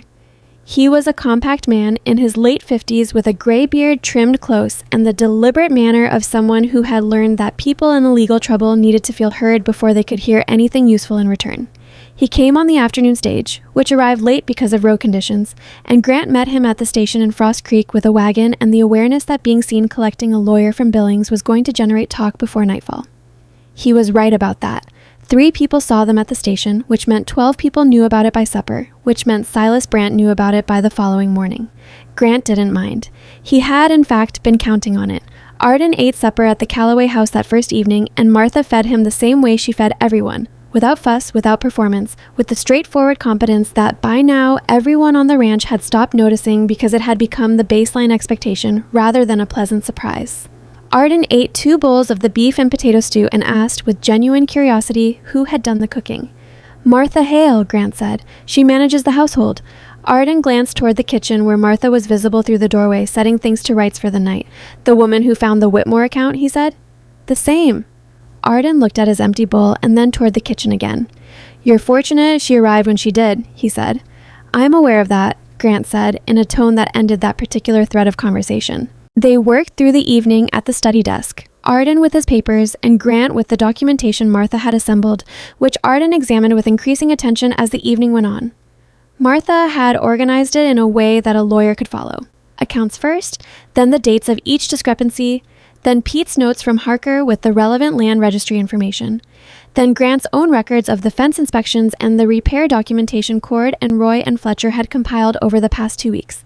It was not a court filing. Martha was not a lawyer, but it was organized the way a court filing needs to be organized, in chronological order with each piece connected clearly to the next. Arden said, at about 9 in the evening, "Who put this together?" "Martha," Grant said. Arden was quiet for a moment. "She's done this before. She's watched it done to other people before," Grant said. "She knew what mattered." Arden turned the next page. "The Whitmore provisioning account," he said. "If we can establish that Doyle Ferris opened it and that Ferris has a provable working relationship with Brandt, then we have a conspiracy to defraud that goes well beyond a civil land dispute. That becomes a criminal matter." "Can we establish it?" Grant said. "The land registry connection is documented," Arden said. "Ferris worked for a Brandt's Mill operation for 3 years. That's public record. The post office box is in Ferris's name. The billing account redirected funds to that box." He set the paper down. "The weak point is Harlan. We need to know precisely what Harlan knew and when, and we need him to say it." "Harlan's not going to say anything willingly," Grant said. "No," Arden agreed. "But men in Harlan's position sometimes become more willing when they understand the alternative clearly." He folded his hands on the desk. "I'd like to speak with him." "He's still on the ranch," Grant said. "I kept him on because I didn't want him running before we had the legal piece ready." Arden nodded. "Wise. Don't approach him before I do. Let me handle the conversation." Grant leaned back in his chair. He was tired in the way that came from 2 weeks of working the fence in cold weather while also managing the ordinary demands of the ranch and also trying to think 10 steps ahead of a man who'd had a 14-month head start. If we can prove the fraud, he said, what happens to the land option? A fraudulently obtained land option is void, Arden said. If Ferris's claim was established through deliberate sabotage of the conditions it required, which is what the fence neglect amounts to, then the option has no legal standing. The question is whether we can prove the sabotage was coordinated rather than coincidental. It wasn't coincidental, Grant said. No, Arden said, but a territorial court needs more than your conviction. This was the part Martha had been saying from the beginning, in her flat, practical way. The wood doesn't get less rotten because you stop pulling nails. Proof was the nail. Arden spoke to Harlan the next morning in the room off the main barn that Grant used for equipment storage, with the door closed and Grant waiting in the barn outside. The conversation lasted 40 minutes. Grant spent those 40 minutes replacing a broken hinge on the barn door and not looking at the storage room and not thinking about what was being said inside, because thinking about it wasn't useful and the hinge genuinely needed replacing. When Arden came out, his expression was the measured neutral of a man who had gotten something and wasn't going to show how much on his face. He'll cooperate, Arden said. Grant set down the hinge. What did he tell you? He knew about the Whitmore account, Arden said. He set it up at Ferris's direction. He was told it was a standard commission arrangement for brokering supply contracts, which he knew was a generous description of what it actually was, but chose to accept. He paused. He did not know about the land option or Brandt's bank conversation. He understood he was helping Ferris make money from the supply markup, but he says he didn't know the end game was the eastern pasture. Do you believe him? Grant said. Arden considered this. I believe he knew enough to be culpable and not enough to be the architect, he said. He'll sign an affidavit naming Ferris and detailing the account arrangement. That gives us the financial fraud piece in writing. Combined with the land registry documentation from Harker, we can establish Ferris's role clearly enough to bring Brandt into the picture. What about the bank? Grant said. Cord's account of Brandt's conversation with the branch manager. That's harder, Arden said. One man's recollection of an overheard conversation is not evidence. But if we file the fraud complaint formally, the territorial authorities will have grounds to inquire into the bank's communications with Brandt, and that's a different situation entirely. He picked up his case from where he'd left it against the wall. I need to go to the land office today and file the contest to Ferris's option claim. The claim expires March 15th. We need the contest on record before that date, regardless of how long the full resolution takes. Today, Grant said. This morning, Arden said. Is the wagon available? Grant called for Roy to bring the wagon and stood outside the barn while Arden went inside to collect his papers, and the morning was cold and clear and brilliant in the way of late February days that were not yet spring but had stopped pretending to be winter. The ranch stretched away in every direction, the snow still deep in the low places and pulling back on the high ground, and the cattle were moving in the south pasture in the way cattle move when they're doing better than they were, which they were. Martha was at the well when he turned around. She'd come out to draw water for the morning and was working the handle with the competent economy of someone who had drawn well water in enough different places that the physical motion required no thought. She looked up and saw his face and said, He'll cooperate? He'll sign an affidavit, Grant said. Martha set the bucket down. Good, she said. Not triumphant, just satisfied, the way you are when a thing you expected to happen happens. Arden's going to the land office this morning to contest Ferris's option, Grant said. Before the 15th, Martha said. Good. You knew this was how it would go, Grant said. From the beginning. Martha picked up her bucket. I hoped, she said. I didn't know. She looked at him steadily. There's a difference. Yes, Grant said. There is. She walked back toward the house with her water, and Grant stood in the cold morning watching her go and thought about hope and knowledge and the difference between them, and about a woman who had arrived in a blizzard with a dented pot and no scarf and had proceeded, over the course of 6 weeks, to dismantle the scheme that had been dismantling his ranch, not because she had any obligation to do so, but because she was not built for staying quiet about things like that, and because the wood didn't get less rotten because you stopped pulling nails. Arden filed the contest to Ferris's option at the Frost Creek Land Office that morning. He also filed a formal fraud complaint with the Territorial Marshal's Office in Cutter County, naming Doyle Ferris and citing the Whitmore provisioning account, the land option manipulation, and the fence neglect. Harlan's affidavit, signed that morning before Arden left for town, was attached. By afternoon, the territorial marshal had received the filing. By the following morning, word was moving through Frost Creek in the way word always moved through Frost Creek. Not all at once and not entirely accurately, but in the right general direction. People were saying Grant Calloway had filed against Silas Brandt. They were wrong about the specific target. The filing named Ferris directly and connected Brandt more circumstantially, but wrong in a direction that was close enough to the truth that it had the same effect. Silas Brandt came to the Calloway Ranch on Friday. He didn't send word ahead. He arrived in his good carriage with one of his men driving, and he came up the ranch drive in the late morning with the assured manner of someone who has decided to control a situation before it controls him. Grant saw the carriage from the barn and walked to meet it in the yard, and Martha, who was visible through the kitchen window, did not move from what she was doing.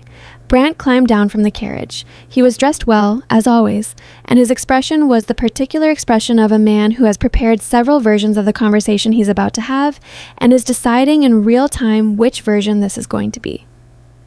"Grant," he said. He didn't offer his hand. "Silas," Grant said. He didn't move toward the house. They stood in the yard in the cold with the carriage horse shifting its weight behind Brandt. "I've heard some troubling things," Brandt said, "about a filing at the marshal's office." "You've heard correctly," Grant said. Brandt's mouth tightened slightly. "This is a mistake," he said. "You're chasing a grievance that doesn't exist. Ferris is a private businessman who exercised a legal land option. Whatever your foreman was doing with his supply accounts, that's between you and your foreman." "The territorial marshal will sort out what's between whom," Grant said. "You want to do this publicly?" Brandt said. "Drag your ranch business through a legal proceeding. Do you know what that does to a man's reputation in this territory? To his relationships with buyers and suppliers and the bank?" "I know what it does to someone else's reputation," Grant said, "when the facts are what the facts are." Brandt was quiet for a moment. He looked at Grant with the pale eyes that were always calculating something. "This is about the woman," he said. "The one you brought in from the station. This is about you trying to prove something because of what happened at the platform. This is about $340 in fraudulent supply billing," Grant said, "and 200 yards of deliberately neglected fence, and a land option filed on a contingency that was engineered by the person who stood to profit from it." "You can't prove any of that connects to me," Brandt said. "I can prove the connection between Ferris and you," Grant said. "I can prove the timeline. And when the territorial marshal starts asking the bank manager about conversations in his office, we'll see what else can be proved." Brandt's expression changed slightly. "Not much, but enough. That conversation was private," he said. It was the first thing he'd said that sounded like a mistake, and he knew it as soon as he said it, and his expression shifted again immediately, but the mistake had been made and they both knew it. "I didn't say which conversation," Grant said. The yard was very quiet. The carriage horse moved again, and Brandt's driver looked at his hands. Brandt said, after a moment, "Name a figure." "No," Grant said. "Every dispute has a price," Brandt said. His voice had shifted, still controlled, but with something underneath it now. "You're a practical man, Calloway. You've always been practical. Name a figure, and we can resolve this without the territory knowing your foreman was stealing from you for over a year." "My foreman signed an affidavit," Grant said. "The territory already knows." Brandt looked at him for a long moment. Then he looked at the house. At the kitchen window specifically, where Martha was visible through the glass, moving around the kitchen, not watching them. Brandt looked at her for a moment with the particular contempt of a man who had decided that a woman he'd publicly mocked was the source of his current difficulties, which she was, and who resented this deeply. "She's going to cause you more trouble than she's worth," Brandt said. He said it quietly, almost conversationally, the way threats are sometimes delivered. "You're on my property," Grant said. His voice was very even. "And you should leave it." Brandt looked at him for another moment. Then he turned and climbed back into the carriage and said something to his driver, and the carriage turned in the yard and went back down the drive. Grant stood in the cold and watched it go and didn't move until it was through the gate and out of sight. He came into the kitchen. Martha was at the counter, chopping something. She didn't look up. "He offered money," Grant said. "Of course he did," Martha said. "And he threatened you," Grant said. "He said it straight because she deserved to hear it straight." Martha's knife stopped for a moment, then she resumed chopping. "What did he say?" "That you'd cause me more trouble than you're worth." "Do you believe that?" she said. "No," Grant said. Martha chopped for another moment. "Then it's just a word from a man who's losing," she said. "Words from men who are losing are noise." "He's not finished," Grant said. "He'll try something else." "Probably," Martha said. So will you. She was right, which was not surprising because she was usually right about the shape of things even when she didn't know the specific details. Brant was not the kind of man who accepted a loss and adjusted. He was the kind of man who, when a direct approach failed, found an angle. And the angle he found became clear 4 days later when the postmaster's wife told her sister, who told Dale's cousin in town, who mentioned it to Dale, that Silas Brant had been talking at the feed merchants about the Calloway Ranch and the woman running it, and specifically about certain things in Martha Hale's past that made her fitness for managing a household with children questionable. Grant heard about this from Dale, who came to him directly and told it plainly, which Dale was getting better at. Grant stood in the barn listening and kept his expression still and said, "What specifically is he saying?" Dale shifted his weight, that she left her last position under circumstances, that there were questions about her character that the family there chose not to pursue formally.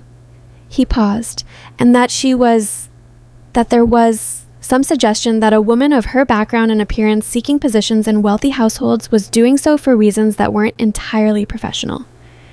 Grant was quiet for a long time. "That's a lie," he said. "Yes, sir," Dale said. "I believe it is." "Do you know where her references are from?" Grant said. "No," Dale said.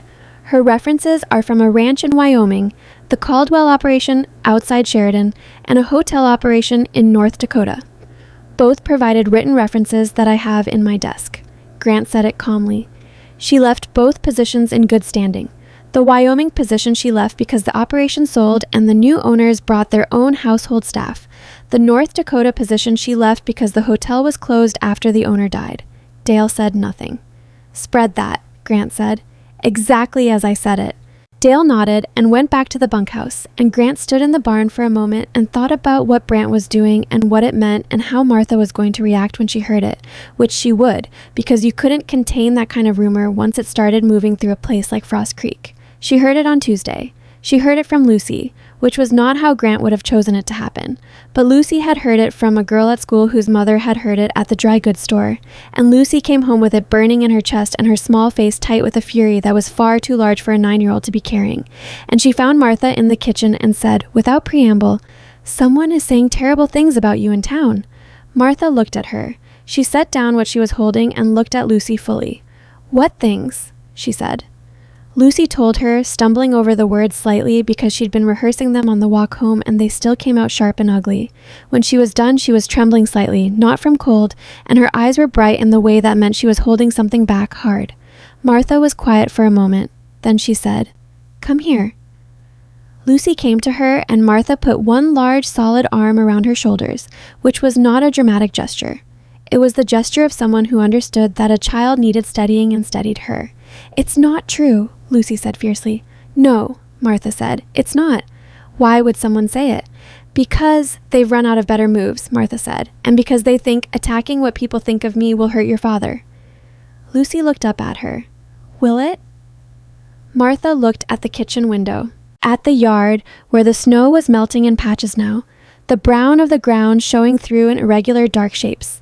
"It might cause trouble for a while," she said honestly, "but a lie told to hurt someone is a different thing from the truth, and most people can tell the difference when they look at it long enough." "What if they don't look long enough?" Lucy said. Martha squeezed her shoulder once and then released it.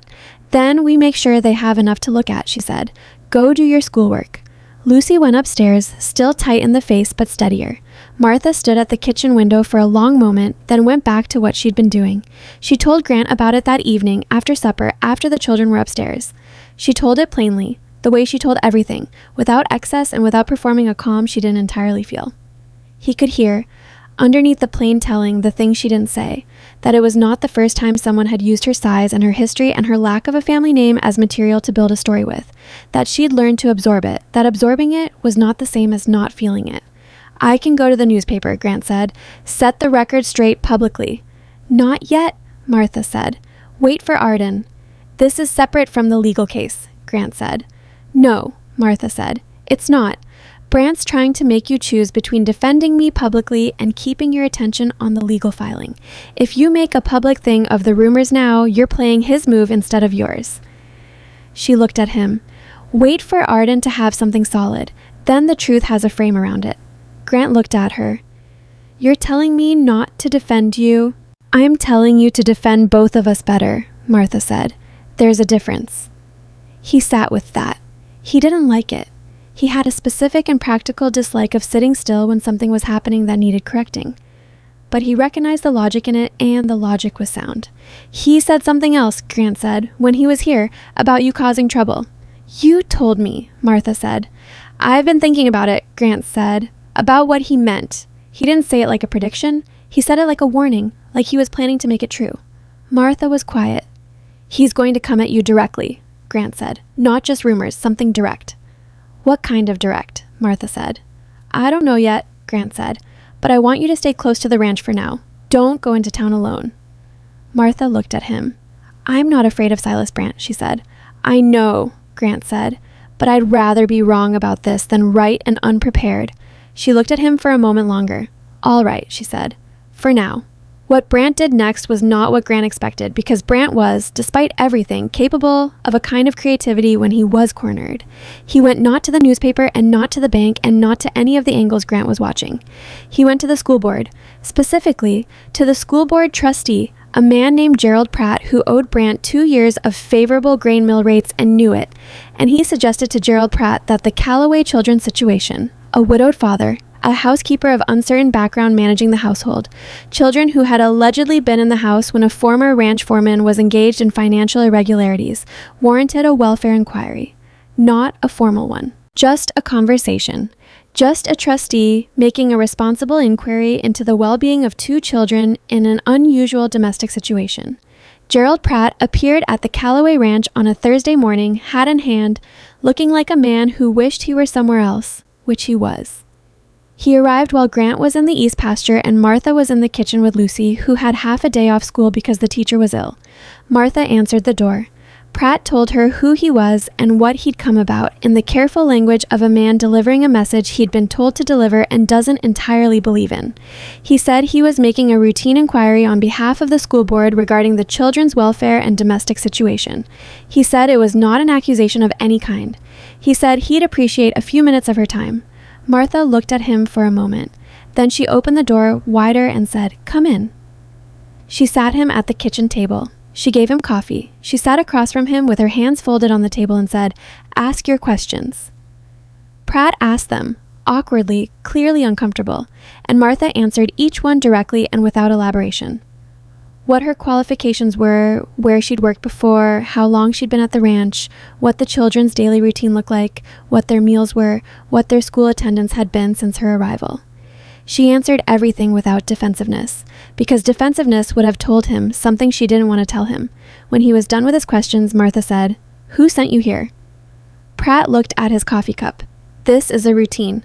"Gerald," Martha said. She used his first name without asking, which had the effect of making the conversation suddenly more direct than he'd intended it to be. "Who sent you here?" Pratt was quiet for a moment. Then he said, "I can't say officially." "You don't need to say officially," Martha said. "We both know." He looked up at her.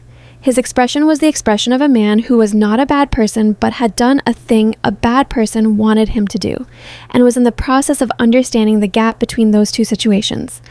"The children are well," Martha said. "They're fed, they're in school, they're safe, and they're better than they were 2 months ago. You can see it if you've been paying attention." She paused. "Lucy is in the parlor right now. You can speak to her yourself if you need to." Pratt said, slowly, "That won't be necessary."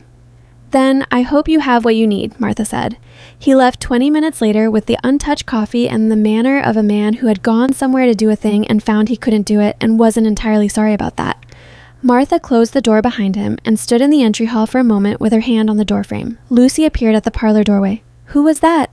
"A man making inquiries," Martha said. "About what?" "About whether you're all right," Martha said. She looked at Lucy. "Are you?" Lucy considered this with the seriousness she gave most things. "Yes," she said. "Good," Martha said. "Then the inquiry is answered." She went back to the kitchen. Lucy stood in the parlor doorway watching her for a moment and then went back to her book, and the house was quiet and the morning continued. And when Grant came in at midday, Martha told him about Pratt's visit in her plain way and watched his face go through several things in a short period of time. "I'll go to Pratt," Grant said. "Don't," Martha said. He was embarrassed enough. He won't file anything. He came here to see if there was a problem, and there wasn't one, and now he knows it. She set food in front of him. Brant's out of moves that come at the children. He knows it too now. He'll find another angle, Grant said. Yes, Martha said, but he's running out of them. She was right, and they both knew it, and knowing it felt like a kind of turning. Not an ending, not a resolution, not anything final or clean, but a place in a long, difficult thing where you could see, for the first time clearly, which direction the ground was tilting. 3 days later, Charles Arden sent word from Billings. The territorial marshal had opened a formal investigation into Doyle Ferris based on the fraud complaint and Harlan's affidavit. Ferris had been contacted and had retained a lawyer of his own, which Arden said was a sign that he understood the seriousness of his situation. More importantly, the land office had formally received the contest to Ferris's option claim and had placed it in abeyance pending the outcome of the fraud investigation, which meant the option could not be exercised while the investigation was ongoing. The eastern pasture was safe. Not permanently, not finally, not without the months of legal proceedings still ahead, but safe for now, which was the only safety that actually existed in the present moment. Grant read the letter at the kitchen table. Martha was at the stove. He read it twice, then set it down. Arden says the option is suspended pending investigation, he said. Martha turned around. She looked at him, and he looked at her, and neither of them said anything dramatic about it because it wasn't finished yet, and they both knew it. And the kind of people they both were did not treat a suspended option as a one fight.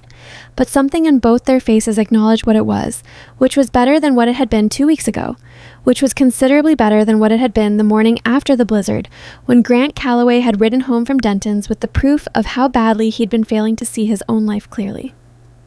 Good, Martha said. She turned back to the stove. Grant folded the letter and put it in his coat pocket and picked up his coffee, and through the kitchen window the ranch lay under the last of the winter snow with the first brown edges of thaw, beginning at the fence lines and along the south-facing slopes, and somewhere in the south pasture the cattle were moving in the ordinary purposeful way of cattle that were doing fine, and the kitchen smelled like the pot on the stove and the coffee in his cup and the particular combination of things that it had been smelling like for 2 months now, which had become, without his quite noticing the moment it happened, the smell of home. March came in, like it always did, in Cutter County, reluctant, cold, still carrying the weight of the winter behind it, but with something different in the light, a quality of angle that made the snow look less permanent than it had in January. The days were getting longer in the way that happened slowly enough that you didn't notice it until suddenly, one evening, you looked up from supper and the kitchen window still had daylight in it, and you thought, without knowing exactly when it had changed, that something had. The legal proceedings moved at the pace legal proceedings move, which is to say slowly and with a great deal of paper. Arden sent letters.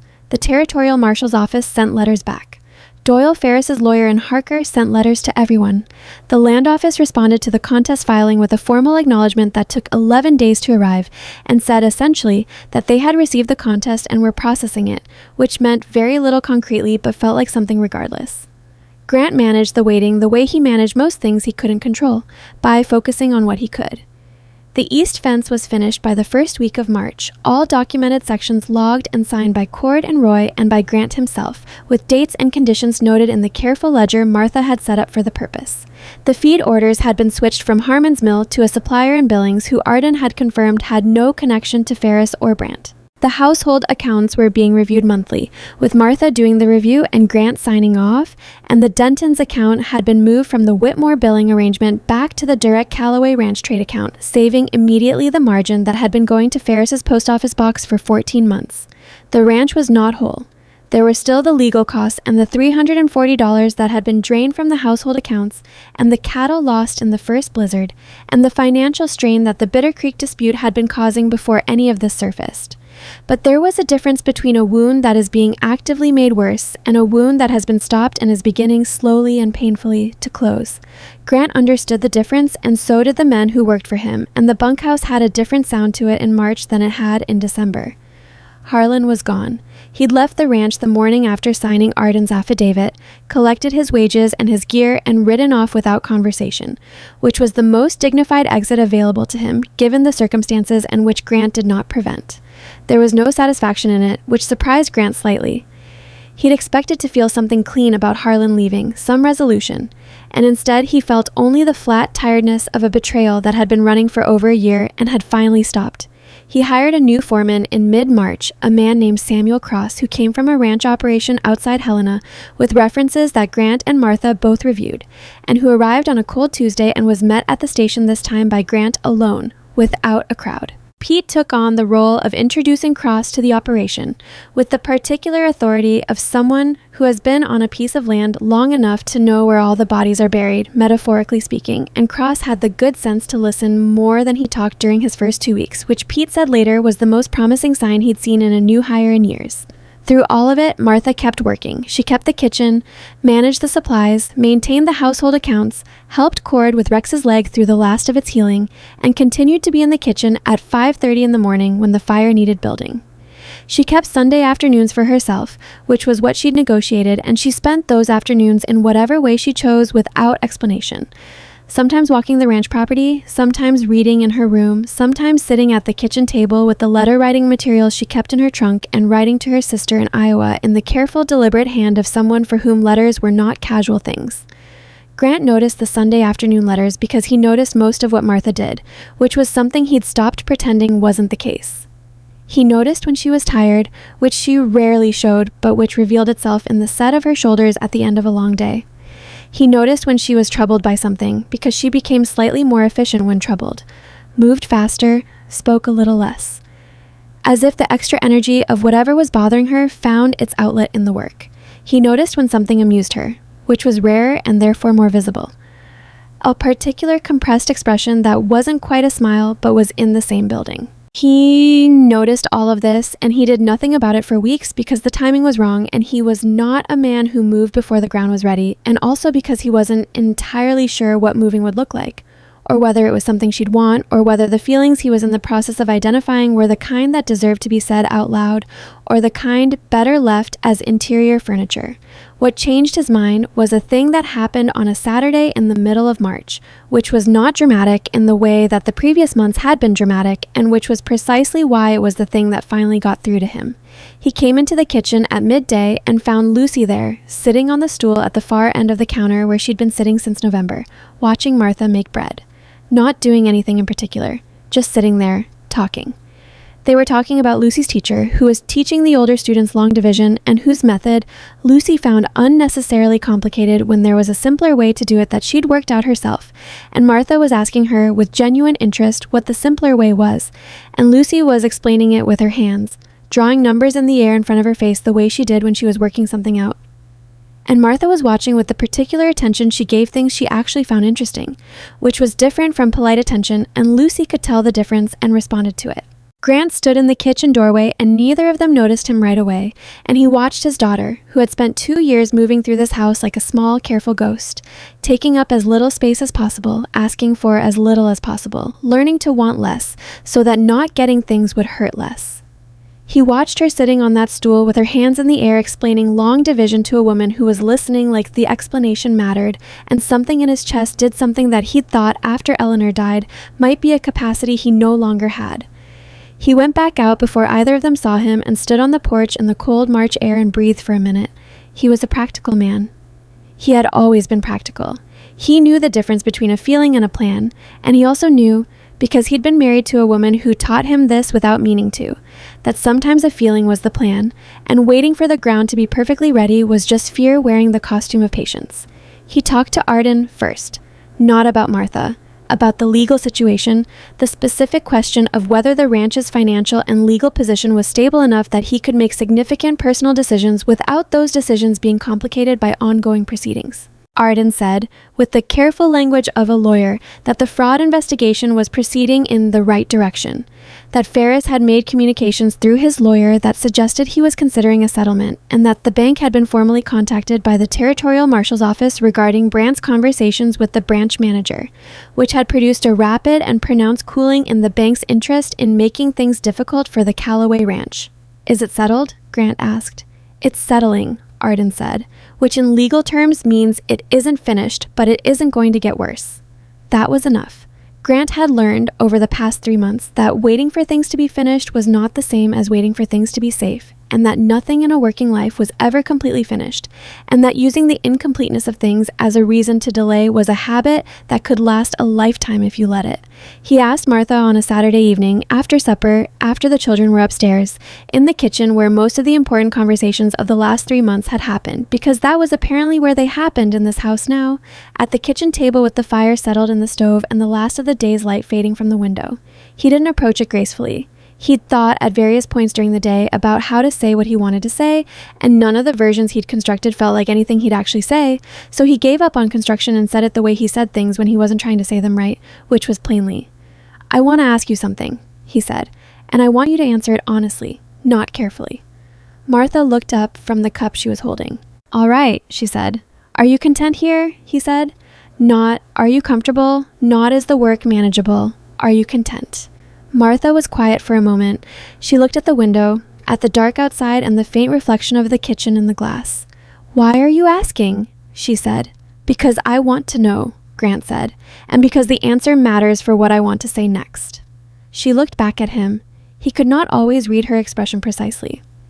She had a quality of interior life that she kept private, not deceptively but genuinely, the way some people carry their deepest things in a part of themselves they don't perform for other people.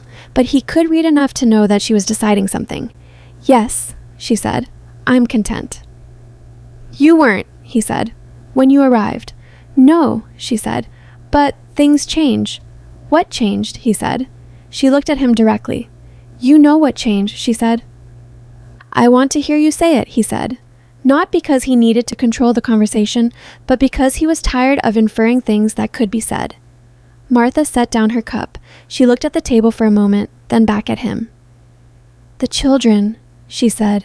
"Wyatt trusting me with what's worrying him. Lucy on that stool every afternoon. Those things changed." She paused. "And you," she said.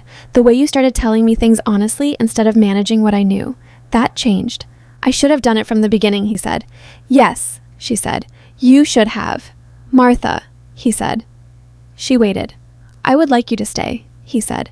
"Not as the housekeeper. I know how that sounds. I know how many things are still unresolved. The legal situation, the ranch finances, the fact that I handled everything about your arrival badly, and I've been spending 3 months trying to make up ground I should never have lost. I know all of that." He paused.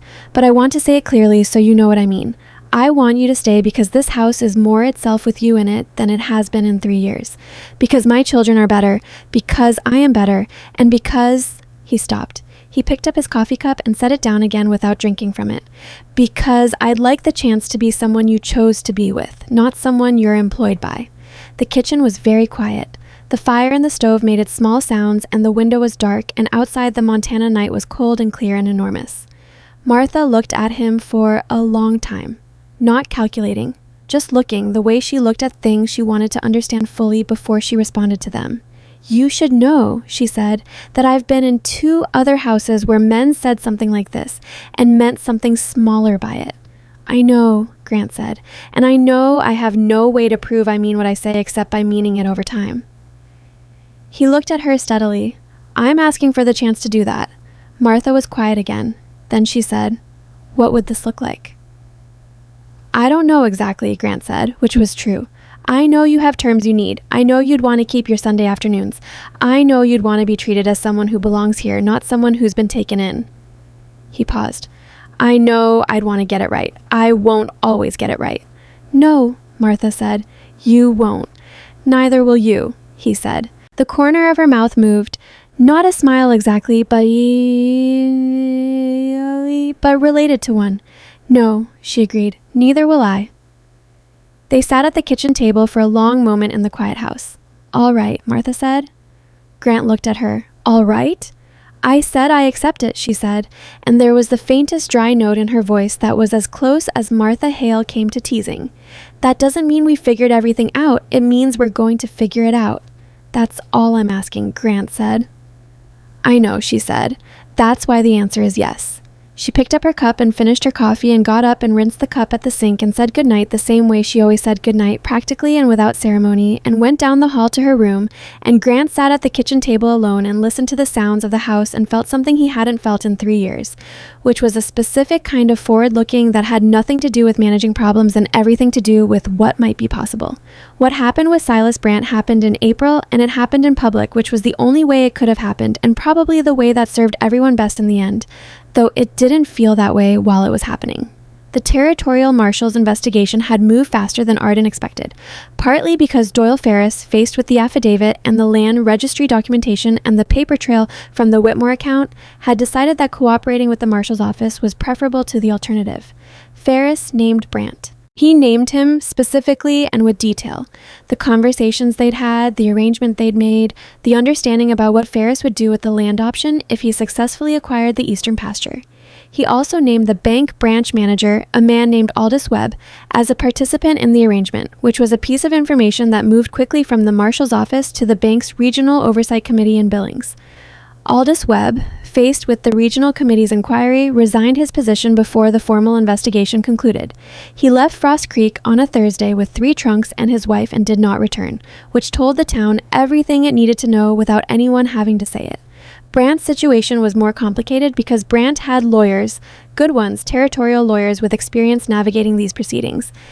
And they moved quickly to establish that Brandt's conversations with Ferris were business communications between associates rather than the coordination of a fraud, which was technically arguable even if it wasn't true, and which was the kind of argument that can survive long enough in a territorial court to exhaust the other side if the other side doesn't have the stamina or the resources to stay in the fight. What Brandt's lawyers hadn't accounted for was what came from Billings on a Wednesday in the second week of April. His name was Walter Hennessy, and he was 72 years old, and he had spent 30 years as a regional supervisor for the Northern Pacific Railroad before retiring to his son's farm outside Billings. I had seen the notice of the Cutter County fraud proceedings in the territorial newspaper, and he had recognized the name Martha Hale in the reporting, and he had written a letter to Charles Arden's office in Billings that Arden had forwarded to Grant with a note that said, simply, "Read this before you do anything else." Grant read it at the kitchen table on a Thursday morning with Martha standing at the stove, and then he set it down and said, "Did you know a Walter Hennessy, railroad supervisor?" Martha turned around slowly. Her expression shifted in a way Grant had rarely seen. Not just recognition, but something older, something from before. "Walter Hennessy," she said, "from the Northern Pacific." "He wrote to my lawyer," Grant said. "He says he knows you." Martha came to the table and Grant slid the letter toward her and she read it. She read it standing, which meant she read it twice, because the first time through she was absorbing the fact of it, and the second time she was reading the words. When she was done, she set it on the table and looked at it for a moment without speaking. "The winter of '91, she said. "I was traveling from Wyoming to North Dakota. I was between positions. The train I was on got stranded in a canyon pass. A snowfall that blocked the tracks and the engine couldn't move forward or back." She said it in the flat way she said things from a long time ago, things she'd carried long enough that they'd lost their jagged edges. There were 8 workers on the maintenance crew who'd been sent out ahead to clear a section of track. They got cut off from the train when the snow came in, no shelter, temperature dropping. "You went out to them," Grant said. He'd read the letter. He knew what it said. "Someone had to," Martha said. 17 miles, Grant said, "in a blizzard." "It was closer to 15, I think," Martha said. "Walter always overestimates things." Grant looked at her. She was looking at the letter with the expression of someone who is deciding something about a memory. Whether to let it be what it actually was, or to keep it at the practical distance she'd trained herself to keep things. "He says you refused any compensation," Grant said, "that the railroad tried to pay you and you refused." "I didn't do it for payment," Martha said. "He knows that," Grant said. "That's why he wrote the letter." What Walter Hennessy's letter said, in the careful language of an old man who understood the weight of words, was that Martha Hale had walked 17 miles through a blizzard to reach 8 stranded railroad workers when everyone else on the stranded train had decided the workers would have to manage on their own until the storm broke, that she had guided them back to the train by following a creek bed she'd observed on the journey out, that 2 of those men had been showing early signs of exposure when she reached them and would likely not have survived another night without shelter, that she had refused the railroad's offer of $500 in compensation, saying only that she'd done what anyone would have done, which Hennessy had known even then was the least accurate thing she'd said in the entire situation. He'd written the letter because he'd seen the name in the newspaper and because he was 72 years old and had decided that the things he knew that mattered should be said while he still could say them. Arden had already, by the time Grant read the letter, shared it with the territorial newspaper in Billings and with the Frost Creek Courier, with Hennessy's permission. The story ran in the Courier on Friday morning. It ran on the front page. Grant heard about it from Pete, who had ridden into town early for supplies and come back with a copy of the paper and the particular expression of a man who has been waiting for something to happen, and is glad it finally has. He handed the paper to Grant in the yard, without a word, and Grant read it, and then took it inside and put it on the kitchen table and called Martha. She read it standing again. Grant watched her face. She read the whole article. It was substantial. The Courier editor having apparently decided that a story about fraud and a woman who'd walked 17 miles in a blizzard in 1891 was worth the space. And when she was done, she folded the paper precisely along its original fold lines and set it on the table. "Walter talked too much," she said. Her voice was even, but something in it wasn't. "He talked exactly enough," Grant said. Martha looked at the folded paper. Then she sat down at the kitchen table, which was unusual. She very rarely sat in the kitchen during the working day. And she put her hands flat on the table in front of her and looked at them. "I didn't think anyone from that remembered," she said. "It was a long time ago." "He remembered," Grant said. "He remembered clearly enough to write 2 pages. It wasn't..." She stopped. She started again. "People talk about things like that as if they're remarkable. Walking 17 miles. 17 miles is just walking. You do what's in front of you to do." "Martha," Grant said. She looked up. "Let it be what it is," he said. She looked at him for a long moment. Then something in her face shifted. Not collapsed, not broken open, just shifted, like a door that has been held shut against the wind and is finally allowed to close properly. "It was cold," she said, quietly. "I remember being very cold." "I know," Grant said. He sat down across from her. "I know." They sat at the kitchen table with the newspaper between them and the morning light coming through the window, and neither of them said anything else for a while, and that was all right. The story changed things in Frost Creek the way that true stories, when they finally get told, sometimes can. Not all at once. Not universally. There were people in that town who had made up their minds about Martha Hale on a train platform in January and who had enough investment in that decision that no newspaper story was going to revise it, because revising it would mean admitting something about themselves they weren't ready to admit. But the ones who'd gone quiet when Silas Brant laughed, the ones Martha had described to Grant that first evening in the wagon, the ones who weren't cruel but who had stayed silent when silence was the easy choice. Those people had the thing they'd been waiting for without knowing they were waiting for it. A fact, an account, a way to be on the right side of something without having to admit they'd been on the wrong side before. The Frost Creek Women's Auxiliary brought food to the ranch that Saturday. Not as an organized effort exactly. It wasn't an official visit, there was no committee decision, but 3 women showed up in the afternoon with covered dishes and the particular manner of people doing something they feel they should have done earlier and are making up for belatedly. Martha received them at the door with the same direct calm she applied to everything, thanked them for the food, and invited them in for coffee, and the conversation that followed was brief and a little awkward and completely genuine, which was the best that situation could have been.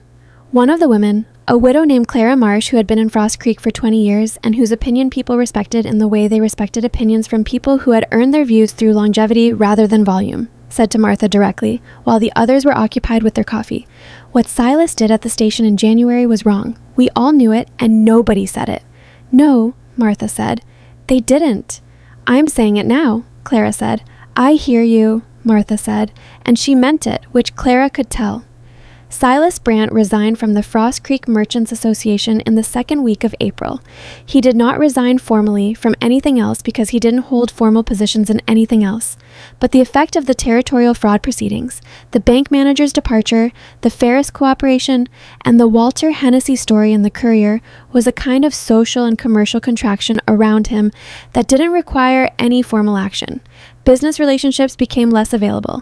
Invitations stopped. The particular access that comes with being the most powerful man in a small territory began to be replaced by the particular isolation that comes with being found out. He didn't go to jail. Arden was honest with Grant about this.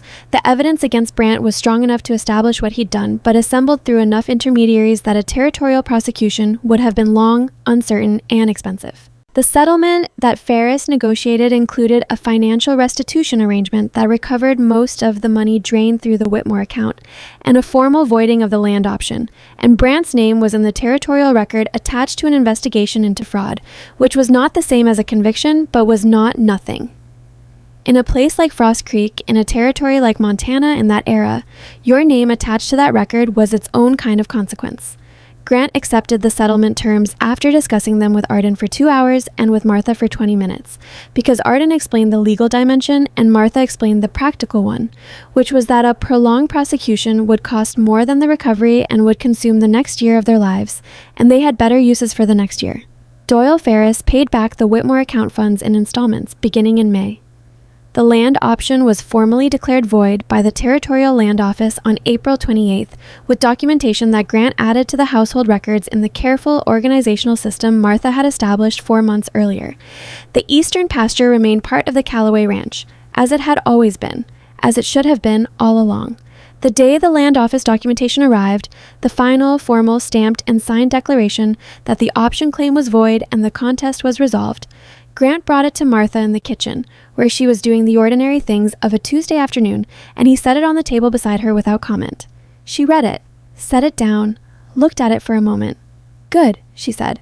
Not triumphant, not relieved, exactly. Just satisfied, in the bone-deep way of someone for whom the work matters more than the recognition of it, and who has been doing the work through the worst of it without knowing for certain how it would resolve, and who is now looking at the resolution and finding it adequate. "Thank you," Grant said, "for what you did. All of it." Martha picked up her spoon and went back to what she'd been doing. "You would have found it eventually," she said. "No," Grant said. "I wouldn't have. Not in time." She didn't argue with him. She knew it was true, and so did he, and there was nothing useful in false modesty about it. She'd found what she'd found because she'd been paying attention, and she'd been paying attention because that was how she moved through the world, and the world had not been particularly grateful to her for it until recently, which did not change the fact that it was the right way to move through the world. Spring came properly in May. The snow was gone by the end of April, except in the high shadows and the deep gullies, and the grass came up through the brown in the particular shade of new green that always looked too bright after months of white and gray. The cattle were doing well. New calves appeared in the south pasture in the first 2 weeks of May, 11 of them, all healthy, which Pete said was a better spring than the last 2 combined. The fence along the east line stood straight and documented and inspected, and the supplies came from reliable sources at agreed prices, and the household accounts balanced with the precision of records kept by someone who understood that precision wasn't perfectionism. It was respect for what things actually cost. Wyatt turned 13 in May. Martha made a cake, which was not elaborate. She was not an elaborate cook, she was a precise one, but it was good, and Wyatt ate 3 pieces and said it was the best cake he'd had since his mother's, which was the most personal thing he'd said directly to Martha since the night she'd arrived, and which he said with the straightforward earnestness of a 13-year-old who hadn't yet learned to protect himself from the weight of his own compliments. Martha thanked him in the same tone she used for everything without making it bigger than it was, and the moment passed and Wyatt went out to the barn and Lucy helped clear the table, and the ordinary life of the house continued exactly as it does when a house is functioning the way a house is supposed to function. Grant married Martha in June. It was not a large wedding, it was not a small one either.